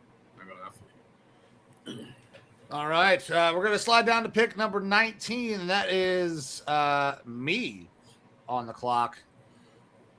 Oh, and the Panthers, man. The Panthers. I'm sitting here looking at this board fall this way, and I'm like, man, I don't want to do any of this. Fucking terrible. Yeah, it's bad. Because you got David This is the thing. We are in a spot right now where these guys are, in my opinion, second round players. And so it feels so dirty to take them here. If you're taking any of these guys in the second round, you're like, yeah, I feel pretty solid about this. You know what I am going to do? So I put out those 32 mocks, and when I did the 32 mocks for the Panthers, I was able to get Kenyon Sadiq. And in the second round, I had Jacob Rodriguez sitting right there, and I didn't take him. And the Panthers fans in the comments let me know that I got to go with a linebacker there because they need their Luke Kuechly. I don't know if Jacob Rodriguez is their Luke Kuechly, but CJ Allen could be a really good piece in the middle of that defense that could, kind of be the guy with the dot telling everybody what to do. He's a damn good player, man. He flies downhill. You would like to see him be a little bit better at, I guess in pass coverage, but that Georgia defense, they've been good for years. They're always well coached. Let's go with a CJ Allen right here. Panthers fans are angry now, or if they're a little happy. I love Jacob Rodriguez. I think that he is just a smaller Luke Kuechly. You look at his testing numbers, the way that he produced, I think that they are like identical with their play on the field. It's just Jacob Rodriguez isn't coming in at the 6'3" size of a Kuechly. I love Jacob Rodriguez. I think that he could easily sneak into the end of the first round. I'm high on Rodriguez too, man. So yikes on bikes. Yeah, I'm a Jacob Rodriguez guy, but this is around the same area I had going CJ Allen going. I had him going 20 to the Cowboys. Yikes. All right, so Jay, we got yikes on bikes. I take it you don't like it. I don't like, honestly. My claim to fame is I successfully picked Carson Schlesinger for the Cleveland Browns last year. Before anybody knew who a Carson Schlesinger was, go check out my page on Twitter, El Capitan. I was hyping him up, and Mike was like, I don't know about this guy. And I was like, you're going to love him. Stud. With that being said, I wasn't trying to do a shameless plug. I really don't love any of these linebackers in this class. Honestly, if you fell in love with Rodriguez, I see it. I understand. even though he's a little undersized for me. But I don't love any of these linebackers. C.J. Allen, you kind of mentioned, I don't love him in coverage. I do see him coming downhill. I think he's a solid linebacker, but it kind of speaks to what Evo kind of touched on earlier, where now that I'm looking at this board and the way it's fell, like a lot of these guys, I wouldn't consider round one, especially for some of these teams. I would be scared to draft these guys round one. So that's all the input I have. I'll say this about CJ Allen. One, Dan Morgan's the GM there for the Panthers. He hasn't really gone like, oh, we need linebackers like me back in the day. But this is kind of that pick. CJ Allen was the general there at Georgia. He was that field general. He's really good at a lot of stuff, not fantastic at anything, but he knows the defense inside and out. He was allowed to call plays for that Georgia defense. He's a guy that can go in there and kind of be that foundational piece in the middle of that defense for the Panthers, where he can really start to work things once he learns the system pretty well. And he's not going to be a liability for you. He's a solid player. And we have to reshape our minds here for the back end of this first round. We are taking, in my opinion, second round talents who are going in the first round just because. And so if we're looking at this pick as being a high second round pick, I'm not feeling terrible about CJ Allen being there. All right. At least I got a little bit of love. We're going to move on to pick 20 here. And what was that? Terrence, you are on the clock. No, who picked second? Me. That was Jay. That was Jay. Sorry, the letter, what I sent out earlier has names in wrong spots now because not the same people are here. Okay. No, it's all good. How many more slots do you have me picking at? So I know I need to charge this phone up. All right. So I got you one. You got three more. Jesus. Okay. I definitely got to charge it. Let's man, this board is so wonky. I know we kind of spoke of it. I'm going to do something kind of similar to what you did with CJ, just because I don't necessarily love what's going on here. I'm going to go get the kid that I absolutely love out of Clemson. Terrell, yes, okay. Avion Terrell. I am not a DB expert. I talk to Bird a lot. Shout out to Bird OTC. I just feel like he is just, I don't know, he's a hell of an athlete. He can do everything, man. I mean, he's a ball hawk. His hips are great. I don't know, man. Like, I honestly don't know why people are kind of, I wouldn't say they're down on him, but he's not really regarded as one of the top corners in this draft, in my opinion. But to me, I feel like he absolutely is. So I'm going to select Avion Terrell from Clemson for the Dallas Cowboys. He's a little bit smaller, but I feel like he's the McDuffie of this class. He plays bigger than he is. The injury stuff has dropped him a little bit recently, the bad pro day or bad runs and stuff that he had. But the tape doesn't lie. I think he plays bigger than he is, and he's pretty solid, damn solid quarterback. All right, we got the Steelers on the clock, and we decided to make sure that no Browns fans were picking for the Steelers. Fuck. Armchair, you are on the clock. All right, so Tate Tyson. who Tate Tyson. who Tate hates the Steelers here? Yeah. Ty Simpson. Yes. Yes. For real? In all serious, no, yeah, for real. So in all seriousness, Whoa. I'll tell you why. Ty Simpson's stock and hype has been growing. I personally don't believe in the quarterback in this round. I think they could take him in the second. It would be really rare for us to see just a single quarterback. It's been a long time since we've seen a one quarterback first round. Kenny Pickett. The Steelers did it before. I know. And you know what? They're gonna do it again. Do you know why? Because they don't have one. Aaron Rodgers is in a darkness retreat somewhere. They don't have any help. Get a guy you can at least see what he's got. I mean, he wasn't terrible, but he wasn't anything that's going to light the world on fire. I think you got to see he's raw. Let's see what you got. Ty Simpson for my fellow Browns fans here. And an Armchair whips off his mask, and it's Dan Orlovsky. I love him. You're welcome. That's a wild one. Oh man. So okay, I love this pick for the Steelers because I'm not in love with Ty Simpson. I know that people are falling in love with the measurables and all the traits. He hasn't played any goddamn football. Like, and when he could have won a job, he didn't. The job was handed to him at Alabama. Like, this feels like a prototypical Alabama quarterback guy who just kind of steps in at the end, plays for a little bit, gets drafted, and then fades away into obscurity. Gets fat and starts hosting a podcast. Fat AJ McCarron right here, baby. Like, that, I just don't see the Ty Simpson thing. He should have stayed in college. Miami offered him, I believe, like $6 million NIL to go there to the U. He's going to make not that much off of this first contract, I don't think, with his draft position. He needs more time. He's got some decent physical measurables, but he's just raw, not ready. Now, if he sits behind Aaron Rodgers for a year, like, who knows what could come of that? I think his floor is a Colt McCoy. His ceiling is, Brock Purdy-ish, maybe. We'll see. Man, yeah. I am not a Ty Simpson guy. My second quarterback in this class is Carson Beck. So, we just had a top 30 visit with him, right, Mike? Oh my! I know, but listen, I think that Carson Beck, if you let him sit for a while, because he is coming still off of Tommy John surgery, has not had a ton of time to recover from that Tommy John surgery. He will get stronger. That arm strength is still going to come back a little bit. Man, I didn't know he had Tommy John surgery. Yeah, he did have Tommy John. I didn't know that either. That's one of the reasons that he had to move on. Like, he got banged, he got injured, had the surgery, and then ended up doing the transfer.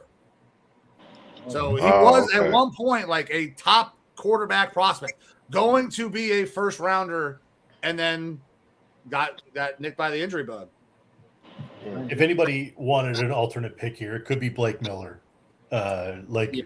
If we're being real, I still think that they go quarterback here. They need to figure out what they're doing there. I find it really strange that we're only going to see one, and someone's going to fall in love with the guy. They shouldn't, and it's probably Ty Simpson. I think Simpson will go in the first round. I think someone will trade up to 31, 32 area. That could be Ty Simpson's a push-up bra, Evo. He's a push-up bra. Yeah. It looks better than it actually is. Mm-hmm. I do think with the Steelers having the info with Broderick Taylor having a setback with his neck injury and his rehab, I think they could go tackle here. Yeah. Totally. For sure. Terrence, let's keep it with you. We got Chargers on the clock here at 22. Oh, man.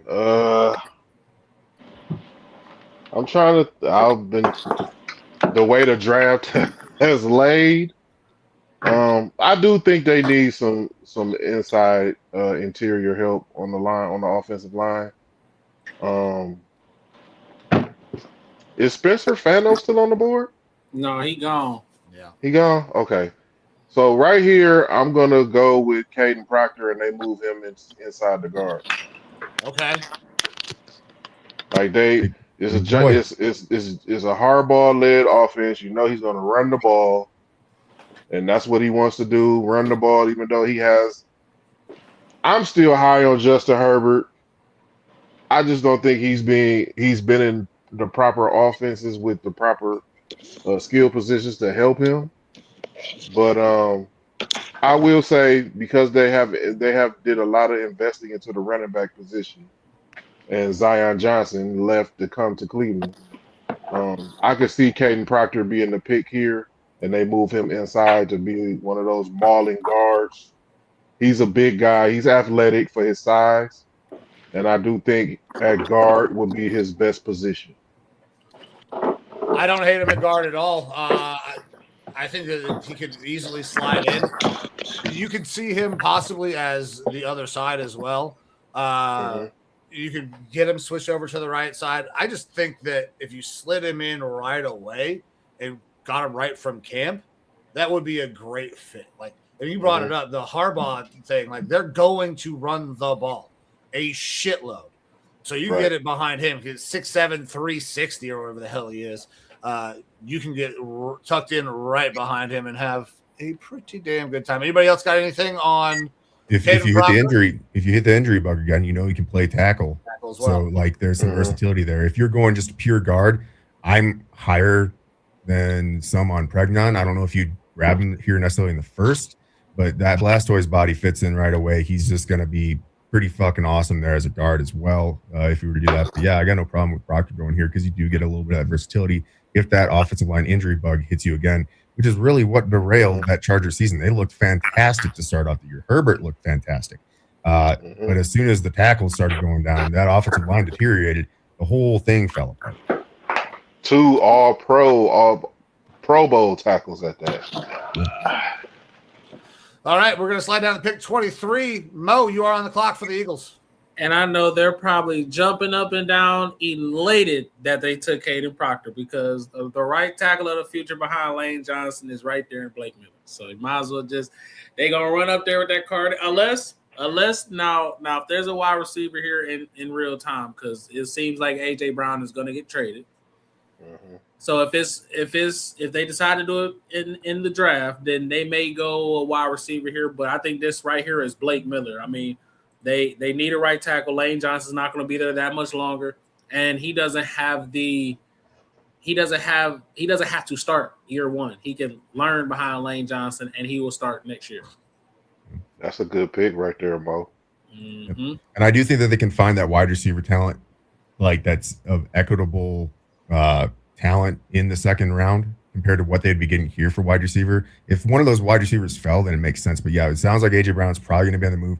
Do you really want to go into the year with Devonta Smith and Hollywood Brown, Dontavian Wicks being like your big receivers? I mean, yeah, you have Dallas Goedert, but I'm not, and Grant Calcaterra at tight end, but I'm not feeling super fantastic about that. So, yeah, Blake Miller, I comp him to Brian O'Neill for my Vikings as a right tackle. He's gotten better every single year at right tackle. I've been a fan of him. It's interesting to see him sneaking up into the first round. All right. Pick 24 here. And the Browns are back on the clock. And I believe, Terrence, you are on the clock. Yes. I know. Right here. What'd you say, Mo? Well, I know who you going. I don't know if you think you know where I'm going here. Well, you might. Well, it's between 2 guys, but I will. Right here, I'm gonna go Caleb Lomu. I'm gonna go Lomu here. Yeah, I'm gonna go Lomu here. We went Tate at 6. I'll go Lomu here. He failed. I didn't think he would fall to this spot, but I'll go Lomu right here.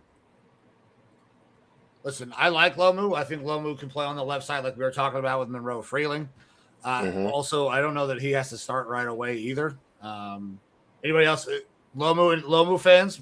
Mo, I know you were excited about this next Browns pick. Yeah, I like Lomu. I think it'll be a good fit with Warhop. I kind of see a little bit of Ronnie Stanley in him, good pass protector, but he lacks the core strength as far as in the run game, and that's something kind of Ronnie Stanley struggled with that Warhop was able to mold with him. I know the arms are a concern, but like I think he's technical enough with angles and more of leverage than, maybe just being a complete mauler, like somewhat like do we just go use Panay for example? No, he's not Panay, but you know what I mean, as a mauler, just out there tearing people apart. But I like the pick. I like Lomu there. I ain't gonna lie, I thought McNeil-Warren was gonna sneak up in there, but I forgot. Lomu was there though. I'm not gonna lie. He slipped so far. I didn't even think about it. Mm-hmm. All right, going down to pick 25. Bears and Evo is on the clock. Yeah, there's a couple different directions that I would go here. All of them are on the defense. The Bears could absolutely use a big body there in the middle. So Caden McDonald makes a lot of sense to me. Akeem Mesidor, yeah, he wore a leather helmet, playing as long as he has, being 25 years old, but very productive. Played a little bit inside on the interior of the defensive line, and this year was more of an exterior, edge rusher type. And that would be scary for me because I think you can put him on the field and get a lot out of him right away. But I'm going to go with an Emmanuel McNeil-Warren here. They lose a safety this offseason. Right now they got Cam Lewis and Kobe Bryant playing at their safety spots. I think that McNeil-Warren fits into that strong safety role right away. And they're trying to build a little bit of what happened up in Seattle when they took a safety late in the draft last year. Well, and I think that you look at what made the Bears good on defense last year is their ability to turn people over. So you go out and you get a guy in McNeil-Warren who's kind of known for helping create turnovers. So it perfectly fits what they want to do. Mo, go ahead. Didn't he have 12 forced fumbles in his college career? I thought it was 7. I mean, it could be higher than that, but he may have had 12 total turnovers. Okay. Yeah, but I mean, he forces a lot of turnovers against ball production. And that's what made the Bears good last year. That's one of those teams that if they don't get that, they could slide back and not be nearly as good this year. That defense turned everybody over. So I love this pick. So let me ask you guys, do anybody see a TJ Parker, Howell, Mezzador here either? Because I could see maybe edge for them. Or maybe a what's the Clemson D tackle? Peter Woods here. Yep, definitely possible. Yeah, Peter Woods. Yeah. So Eva, who is your 3 guys here before we move on? Who is your 3 guys? Because you said you had 3 guys on defense, and I don't know. There's Akeem Mezzador, Caden McDonald, or McNeil-Warren. Okay. Yeah, right. But I like McNeil-Warren for him here. I like McNeil-Warren for them as well. I mean, I think they'll be ecstatic if they get him. It's also not that far of a drive from Toledo. So. And Brisker is gone too, right? Correct. Yeah. He's basically the direct replacement for Brisker. Yeah, that makes sense. All right. Back on the clock, 26. And Jay, you're on the clock. Let me see. I don't know. My uncle's a Bills fan, so I kind of got a soft spot for him in there somewhere. They're kind of like our cousins. Josh Allen, I expect for him to have another good year this year. I'm thinking, and Proctor's off the board, correct? Yeah. I might be a little lost in the sauce. Is KC off the board? Casey Concepcion is still there. Yeah, that's where I'm going. KC Concepcion. A lot of people love him. Shout out to Cam OTC. He thinks that he is going to have a really good NFL career. I know a lot of people kind of question the drops a little bit. I really haven't dug deep into his tape, but from what I've seen, I mean, he's a hell of a route runner. He seems like he can put pressure on the defense. I think this pick for them is actually really, really good. This is probably a good spot compared to where I see a lot of the guys falling late for some of these teams in the draft. So I'm actually happy with this pick. I'm going with KC. Good pick. KC is a monster. Full route tree. And a lot of people question the drops, and then I always ask them, well, did you like Zay Flowers out of college? They'll say, yeah, he has a lower drop rate than Zay Flowers. So, I mean, it can be worked on. Plus, his concentration drops him trying to turn upfield. But, like, his route tree is he can run every route. Everyone. His run after catch is and he can play outside, too. His ceiling to me is a Percy Harvin if he's able to hit it. Like, he can play outside. Yeah, he can play outside, too. So, it's like – and the special teams. If he puts it all together, he would be a matchup nightmare because he can line up everywhere at that point. Yeah, and he's a punt returner. Yeah. So I like the idea of going receiver there. Denzel Boston, I think, will probably scare them away, considering that Keon Coleman and him are being like each other. KC, I wonder if he's not too similar to what you're going to get out of Shakir. But Shakir works for him. It absolutely does. He's Josh Allen works. Yeah, you don't really need to do anything like Josh Allen's Josh Allen, man. He's fucking fantastic. He makes everybody around him better. So Casey would probably be a great fit for him.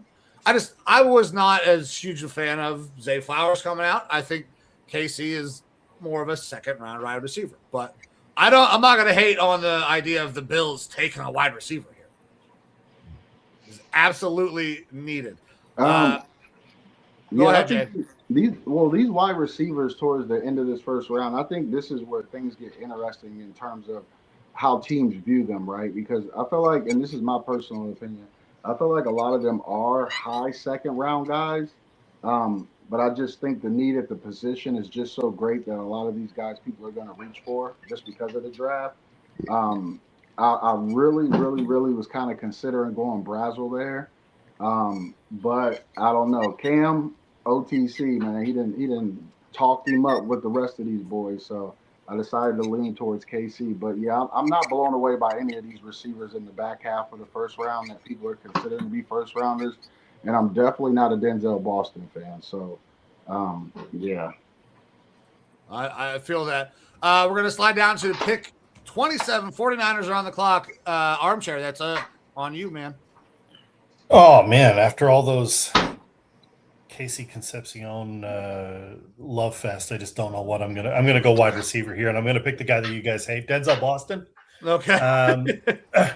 My gripe with Concepcion is he doesn't like to get hit. That was my only issue with that. Otherwise, he's a fantastic talent. I think Boston's getting a little bit undervalued here, underlooked. I think that Jay's right that a lot of the back end receivers here are probably high end day two guys, but you're going to see them. There's going to be a run on receiver in the first round in this draft. I think that a lot of the receivers all the receivers are going to get bumped up a tier, probably a little bit, not a huge one. We're not talking like Boston going at like 8 or something wild, but like you're going to see that in the 20s is going to be a lot of receiver. San Francisco needs help they need help at wide receiver desperately. No more Debo, he gone. No more Brandon Ayuk. Finally, and we finally done with this saga. It's only been 200 years. You got Evans, but is that enough? I don't think so. Give him a wide receiver. Give him Boston. Next. Boston's the best blocking wide receiver in this draft. I know that people talk about his separation. I don't think that he was asked to separate at Washington, and fantastic at the contested catch. He understands his big body, how to box people out, make those catches. Like lock for McCaffrey, man. That's the thing is they're going to run through McCaffrey, and then you're going to have a couple guys in Mike Evans and now Boston who can go up there and make the contested catches. And 9 times out of 10, they're probably going to come down with the ball. I wonder, can you expound on that a little bit? Because you said he wasn't asked to separate. What do you mean by that? It's just that route tree was just basically vertical. And so he's not going to beat you with the speed. He wasn't the guy that was shifty or anything like that. They don't run a super advanced route tree at Washington that's asking guys to separate and shake guys. Gotcha. Okay. Yeah, I'm just not high on Boston. I think he's a physical receiver. I think his best attribute is his hands. So I don't have a problem with him early first round or early second round. I don't consider him to be a first round talent. But I do have a blind spot for guys like that. And Mo Kiper, that's on here with us, he was trying to get me hip to Drake London, and I really wasn't. Yep. I don't know, for whatever reason, I had a blind spot for Drake London. So I'm hoping I didn't have a blind spot for Boston, but he just doesn't do it for me. But one thing that I will say, he looks like an NFL wide receiver with the way he catches the ball and his physicality. So if people are leaning on that, I see that. That's the two comps that I got for him are Drake London and Courtland Sutton. Both guys who are active in the run game, both guys who are big body guys that can come down with those 50-50 catches. Good stuff. All right, sliding down to 28. I am back on the clock, and the Texans are they're really good on defense. They're really bad on the offensive line, like fucking everywhere. They have been bad on the offensive line everywhere for a very, very long time, it feels like. And at this point, you got an Ioane on the board that, could be a really good player, still developing at tackle. Jennings Dunker, sure, but I don't want to talk about tackles. I don't know, people don't love drafting guard super high, first round pick guard, but Emmanuel Pregone, man, I really like this kid. I think he has shown that he can be whatever you need him to be. He's played in multiple systems. You got Wyoming, you got fucking Oregon. You got there's so much there, and he's really good. You turn on the tape, he's constantly attached and just driving guys. So we're going to go Pregone here to help that Texans offensive line and their new running back in David Montgomery. They're going to be able to run between the fucking tackles. Pregone helps them do that. That's the Blastoise body. He's that big boy. Yeah. Uh-oh. Armchair, what do you got? I see like a smirk there. No. I appreciate the Pokemon comp. That's all. Pokemon comp. All right, on to pick 29. Chiefs. Mo, you are on the clock. Yes, sir. I think since you got Mansoor, I think if like KC was there or Denzel Boston was there, this may be their spot to go. But I mean, Mesidor, Folk, and Howell and Parker is here, and they need some edge help. So I think right here, Mesidor, I think, has the best pass rush bag out of all four of them, but he's about to be 25 when the year starts. And as much as I like him, I think that's going to play a factor because he's going to be, 29, 30 by his first contract? And that's going to be high. TJ Parker, I think, got the highest ceiling of all of them. Kendrick Falk has the highest floor. But I think here, if we're going to go for the future, I think probably TJ Parker is the pick. So I'll go TJ. All right, TJ Parker it is. Shout out TJ Parker for answering my question down at the Senior Bowl. Came over to the side. I did not get to be on the field. I did not have credentials at this point, but answered a question for me. So thank you to TJ. His dad is military, so shout out all of our vets as well. Now on to pick 30. We got the Dolphins. That's me again. I don't know how I got back on the clock so goddamn quick when I built this. So the Dolphins earlier go Feynman to help in the back end. No. Yeah, didn't they? Makai Lemon. No, Makai yeah, Lemon. Makai Lemon. Young Hanneman went to my Vikings. Thank you. So my shit froze and I had to just put players in. So nobody's in the right order until 21.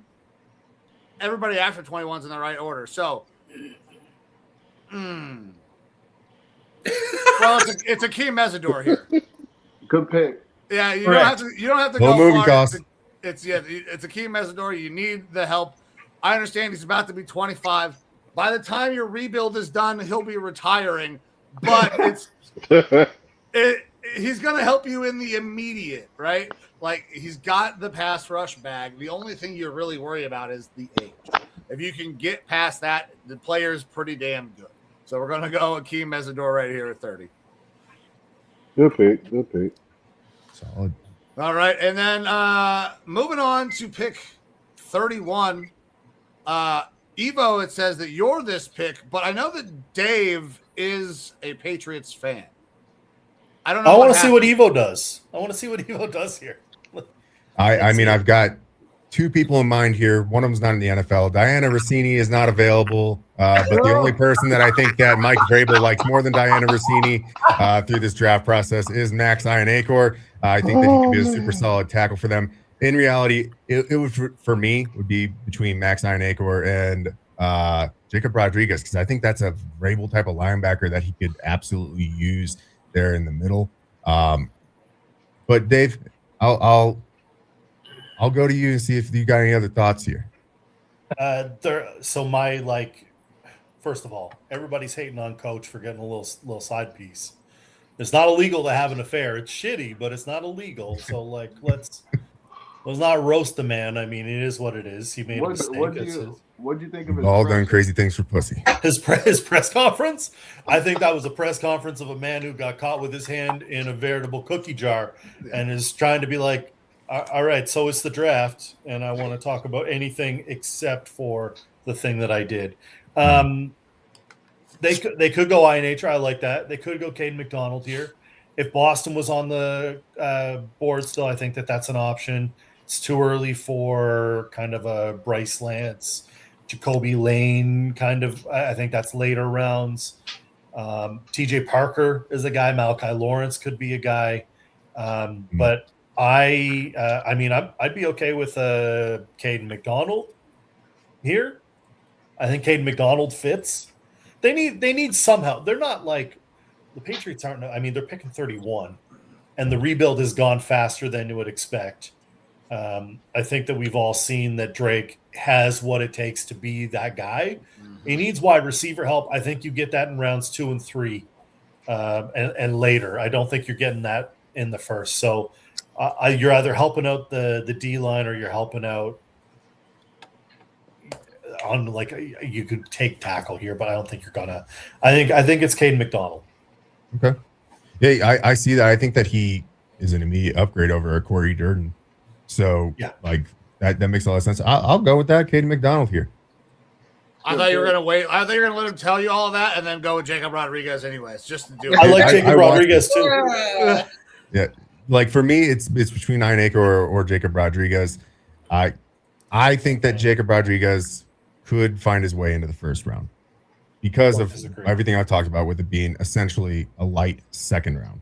But yeah, look, Katie McDonald, he's still young, really, really good as a run stuffer, and I think that there is some future potential upside to that pass rush. He did get some pressures, not a whole lot of sack production, obviously, but you're talking pick 31 in the first round. Hey, you're talking set pieces here. Mike Vrabel's great at sack production. Just ask Diana. For sure. Mm-hmm. Bing bong. All right, on to the last pick. Pick 32, Seahawks, and J.O., you are rounding it off, man. I want to kind of do this a little bit differently. Don't know a ton about their needs. It seems like they need line help. Maybe could use an edge rusher. I don't know. What do you guys think? What do you guys think the Seahawks should go with this last pick of the first round? Can I say my super spicy pick here? It's Mike Washington Jr. Mike Washington Jr. I would say they lost. Zach Charbonnet is not a bell cow. No. But for me, I will probably say for them, I'll probably go Cassius just because I think he could fit that mold of that 3-4 defense that Mike likes to run. He's a little bit lighter, and they lost Boye Mafe to the Bengals, who got a bag. So I think for me personally, it'll be probably Cassius. I like Kendrick Falk, but I just don't know where he'll fit in that defense because I don't think he's more of a 3-4 edge like how they were using those fronts over there. So yeah, Cassius is my pick here. Sense. Mo was talking sense, and Mike and I are out here trying to preach chaos. Yeah, Mike Washington Jr. right here, 32. Now hold on though. I like Zion and Malachi Lawrence. Hold on, I forgot all about Zion. So Malachi Lawrence can sneak up there too, though. He's been getting a lot of love too, though. So I like both of them sneaking into the end of the first round. Yeah. I'm gonna go with my Clock Brothers suggestion. Who should I pick, Mo? I ain't gonna lie. It's between Cassius and Zion. Zion is pretty fucking good, especially with his motor in the run game. Like he's pretty fucking. I'll go Zion. I'll go Zion. Zion? Yeah, really? Cassius? I think Cassius is a Seattle style edge rusher. I do, but I think Zion is better because I mean, Max is the edge rusher now, but he also played in the 3-4. Like I think Zion could do that as well. I'm not gonna lie. I think he has the motor for it. So with that being said, I'm gonna go with Mike Washington out of Arkansas. Yes. That's it. Let's go. Shake it up, JS. Shake it up, JL. That kid is, I don't know, man. He's a hell of a back, man. That kid, when I watched him run, I was like, holy shit. Like, why isn't everybody talking about this kid, man? Like, I really like him. I think this running back class is sneaky good. A lot of them, obviously, outside of the kid from Notre Dame, probably won't go in the first round. But we're going to sneak him in at the end. And obviously, with the loss at running back that they had, where did the kid go from Seattle? Where did he end up signing? Did he go to Kansas City? Kansas City. Yeah, the rich get richer. So why not fill him in with a kid that runs hard? His size is crazy. His speed is incredible. Runs through tackles. He's one of my favorite backs, along with Singleton out of Penn State, and then the kid out of Washington. I feel like he's a Jonah Coleman. Jonah Coleman. Yeah, he's a sneaky good back too. So I like the backs in this draft. Actually, they're not first round backs, like I said, outside of Love, but I think there are a lot of good backs. So we're gonna throw Captain Chaos into the mix and go with Washington to round out the final pick. I'm lower on Washington. I like him, but I like Mike Washington, but I don't think I like him before the third round still. Because I didn't see the production on the film. He seemed more quick than that straight line speed. Awful. They were like fucking 2-10. That's why nobody knew who Mike Washington was. He just didn't put up a lot of production in college. I would like to have seen more production. And again, I didn't see that straight line speed on film. I saw he was fast, but more quick than fast when he was on the field. And I would have liked to have seen a little bit more receiving production as well, because Kenneth Walker had a lot of that to his game, and so you're not really replacing that. Yes, he did. But you don't need that with Charbonnet there. You don't need. Well, Charbonnet ain't playing for a little bit, coming back from Well, that I know, but you're like, get ball, run hard. That's what Mike Washington does. Get ball, run hard, and maybe it's not like straight line speed, but you're talking about quickness. It's dissecting that line. It's the little cuts that we see from guys like Barkley, who's like, yeah, he can outrun you if he's like going down the sideline, but it's the in between the tackles, little shiftiness that Mike Washington Jr. can really bring to this team. In a perfect world, Seattle trades this pick back a couple and takes him in the second. But that's not going to happen. I don't know if it's going to happen. And if you're stuck here at 32, I also like the Howell pick for what it's worth. Mo, I thought you were bang on with that. But take Mike Washington Jr. Let's get a little if I'm going to back, I'm taking Jadarian Price there, because I feel like he has both the running, receiving, and return capabilities. That fits a little bit better to me. My fear is that we got too enamored with the insane stuff that we saw from him at the Combine with Mike Washington Jr., and that we had the same sort of thing happen with an Isaac Guerrero. He was fantastic at the Senior Bowl. Well, I watched him run live. He was fucking the only running back that was even worth talking about down there. So I understand if you go and watch Arkansas tape, I'm telling you, Arkansas was awful in the SEC. And when he was down at the Senior Bowl, he looked pretty fucking good. Yeah, I'm an Emmett Johnson fan, so that's okay. I like Emmett Johnson as well. That's my. I think Jonah Coleman's my guy that I banged the table for in round 3. So we were just talking about Jonah Coleman the other night on the Spaces. He's a stud. Yeah. So guys, that's it. That is all 32 picks. Thank you guys very much for joining us. It was a pleasure. Evo, we'll make sure that we get that sent over. We'll get that pushed out so everybody can check out the mock that we did. But guys, I want to give you a second as we get out of here to help promote all of your stuff, where everybody can follow you, see you, and then I will go ahead and take us out of here. So, Armchair, let's go ahead and start with you, brother. We are live every Wednesday, 8 p.m. Eastern time with Great North Sports. We also do fantasy football live show every Sunday during the football season. We're going to be doing our fantasy baseball live Sundays until football season. That'll be starting post-draft when I've had some time to recover. You can find me at Sportsocracy GN on Twitter. I'm usually the jabroni reposting Patriots and hockey junk, but I am here for the fantasy. I've got my fantasy draft kit coming out end of post-draft. I've got my rank, and my pre-draft rankings are ready to go, and I think you'll get some value out of that. So follow along. All right, thank you, Jay. Go ahead, man. So I appreciate you guys having me on. You can go check me out on Twitter, XJAYOOO. That's 4 O's, JO365. You can also go check us out at clock.boys on Instagram. We hold a space on Twitter, X, OTC Spaces. We've had a lot of great guests. We concluded our wide receiver kind of track to the draft with Will Pauling, but we also had Carnell Tate. We also had Cyrus Allen, a dynamic wide receiver out of Cincinnati. So we have a lot of great guests that come in. We also have had Daniel Oyefuzi, Darren Smith, multiple reporters, Mikey McNuggets from the Ultimate Cleveland Sports Show. We will be moving to YouTube soon. So make sure you go follow us on Instagram, Clock.Boys, and make sure you follow all the Clock Boys and join the community on Twitter. I appreciate you guys. Absolutely, man. Thank you. Mo. Hold on. He just dropped a bomb in this motherfucker. Yeah. Hold on. That's my boy right there. But Mo Kiper Jr., man, I kind of took on this moniker this season, man. I put in work on the draft, so I look at draft prospects. I watch the draft, but you can catch me on Twitter, part of OTC. We hold spaces, man. We have fun. I'm the same guy I am on this camera as I am off this camera. So, but I also met Big Mike doing other big things as well. So, we also support each other. I always thank him for giving me the platform to even be on here in the first place. Because he gave me my first podcast appearance ever. So, you feel me? I'm forever indebted to my boy, But You can follow me on Twitter at MoRax, Mo Kuiper Jr., you know. So just tap in with us. Tap in with OTC. We get, you know, we made a community so everybody could talk. Whether you a Vikings fan, Patriots fan, Browns fan, Ravens fan, don't matter. Just come talk ball with us.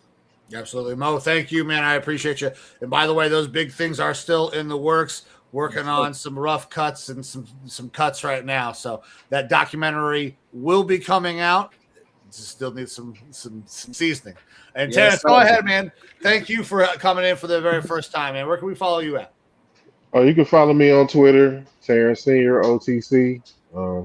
Just like Mo and Jo said, we do spaces. Everybody's welcome. Just come talk ball. Hey, everybody's gonna be respectful.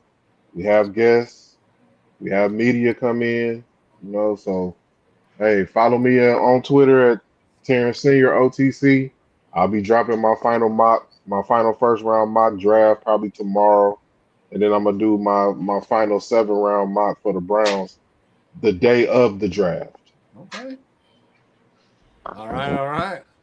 Well, guys, I cannot thank you enough for all being here. I know a couple hours of your time, even a little bit longer, because we were trying to get some things worked out at the beginning of the show. So I just want to say thank you all very much for being here. And to everybody who tuned in tonight, thank you. Time is the most valuable thing that you have. So anytime that you give some to us, we are forever grateful for that. I'm going to give Evo one last word, then we're going to get the fuck out of here. And we're going to be on the road to Pittsburgh tomorrow. We will be at the draft in Draft House with Armchair and the rest of the guys over at Sportsocracy, Jeremy Greene, and the like. But Evo, go ahead, man. Hey, thank you to everybody in here tonight, both watching and all you guys helping us out here with this mock draft. It's always a fun time. Look, we're football degenerates. I love doing this stuff. Yeah, we're here for 2 hours and some more beforehand. It's a long night, but it's a lot of fun. It's always good to hear these different perspectives. So thank you all for coming in and helping us out here with this mock draft tonight. Thank you, everyone who's tuning in. Please give us a quick like, share, subscribe on all the platforms that you can, because we're trying to grow. And that's the thing. Everyone in here, we're all starting from the bottom, working our way to the top. We grow together. We glow together. Thank you, everybody, for helping us out on this journey. And it's on to Pittsburgh and the 2026 draft here in less than 2 days. So looking forward to it, guys. All right, guys. Thank you very much once again. I am Mike. The guy below me is Evo. Well, we're getting the fuck out of here. We will see you from Pittsburgh. See you.